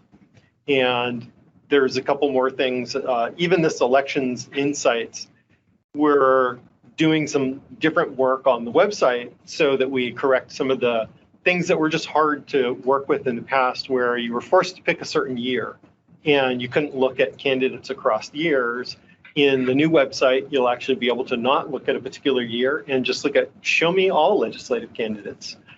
Show me candidate Bob Jones, and I may see different offices and different election years and see all of that in one consolidated view. So we're providing a lot better tool for the public to filter the way that they want to filter, instead of having this canned view, which was sort of the best we could come up with in the time we had when we initially did it. We want to go back and look at that. And I have to say that Kim and Debbie in particular, and then folks working with them, have done a really great job in directing that work on the website. That's being done by the WATEC Web Services, the actual implementation. We had a vendor working on the design, and the web services team, I think, has also really done a great job and had a stellar commitment to getting us to where we need to be. I think they and the vendor both seriously underestimated the complexity of our website and saw us, oh, this is one of those tiny agencies and they've got 10 web pages and this will be a snap. You know, even though we gave them full access to our website ahead of time and showed them all functionality and gave them analytics, they seriously underestimated the complexity because of the really wide regime that our law covers and the broad public interest in the work that we do. But it's nice to see that coming along. We haven't picked a release date for the website yet. My kind of instinct at this point is we're probably talking August, September, somewhere around there. And then we're really going to have to, I think, evaluate, does it go before the election or after the election? We made that call the last time we did the info search project, and we did it before the election because we thought there was a lot of value in having a lot of new great tools available to the public. And in hindsight, I think that was still a really good decision because of the fundamental shift. We opened up a huge set of data to the public. I think we're going to have to weigh that a little bit differently this time because we're making the tools better, but it's not this huge shift in transparency that we took on last time. And you know, that'll ultimately come down to the team and Kim's direction about how do we best serve the public, whether that goes before or after the election. It is a total reorganization of our website. It is a very different approach, especially for the regulated communities. So that will have to be part of our consideration is they know where to find the information they need on the website right now. Do you change that all around midstream for them? And we're trying to weigh whether August is a sweet spot to do that because it's right after the primary and maybe it gives them enough time to find what they need to find before things get really busy again. But we're still in that process of figuring that out. And I think it's worth pointing out, even when we get down to things that are very far down this really, really long list about commission meeting management, Jana and Ashley have continued to iterate on how do we make this process better about getting meeting materials to the commissioners. Everybody, I think, really came together on figuring out how does the meeting work during the pandemic, and even the scramble to this new hybrid mode that happened over the last few days was Debbie, Jana, and Ashley really came together to say, how do we get this to work? So, you know, we have all of you present and a good experience for the public and bring people into the meeting from the outside and the room down the hall where the public can go and watch. So we continue to iterate on all of these things where we can make incremental improvements, and some of them may simply die of attrition that we eventually tick off all the boxes that we thought we wanted to get to by getting there incrementally. And we'll say, hey, that's actually already done. And that's all I have on the portfolio. Happy to answer questions or if the commissioners have any thoughts. I just want to publicly thank Jana for pulling this all together. She's been on the phone with me a few times, trying to organize some of the details about getting here. And you started out the morning by asking for a little grace if things didn't go well, but by all reports, I think everything just went swimmingly today. So thank you. I never do it alone, be reassured. So there's many people in the background. Well, I'll just add, I am involved in, as I said earlier, in several organizations that are trying to work on how to do hybrid meetings. And it is not a simple task. And this has gone remarkably well and with far fewer glitches than I think any of us had at least feared, and certainly pretty damn close to seamlessly. So thank you all. And with that, I believe we are adjourned.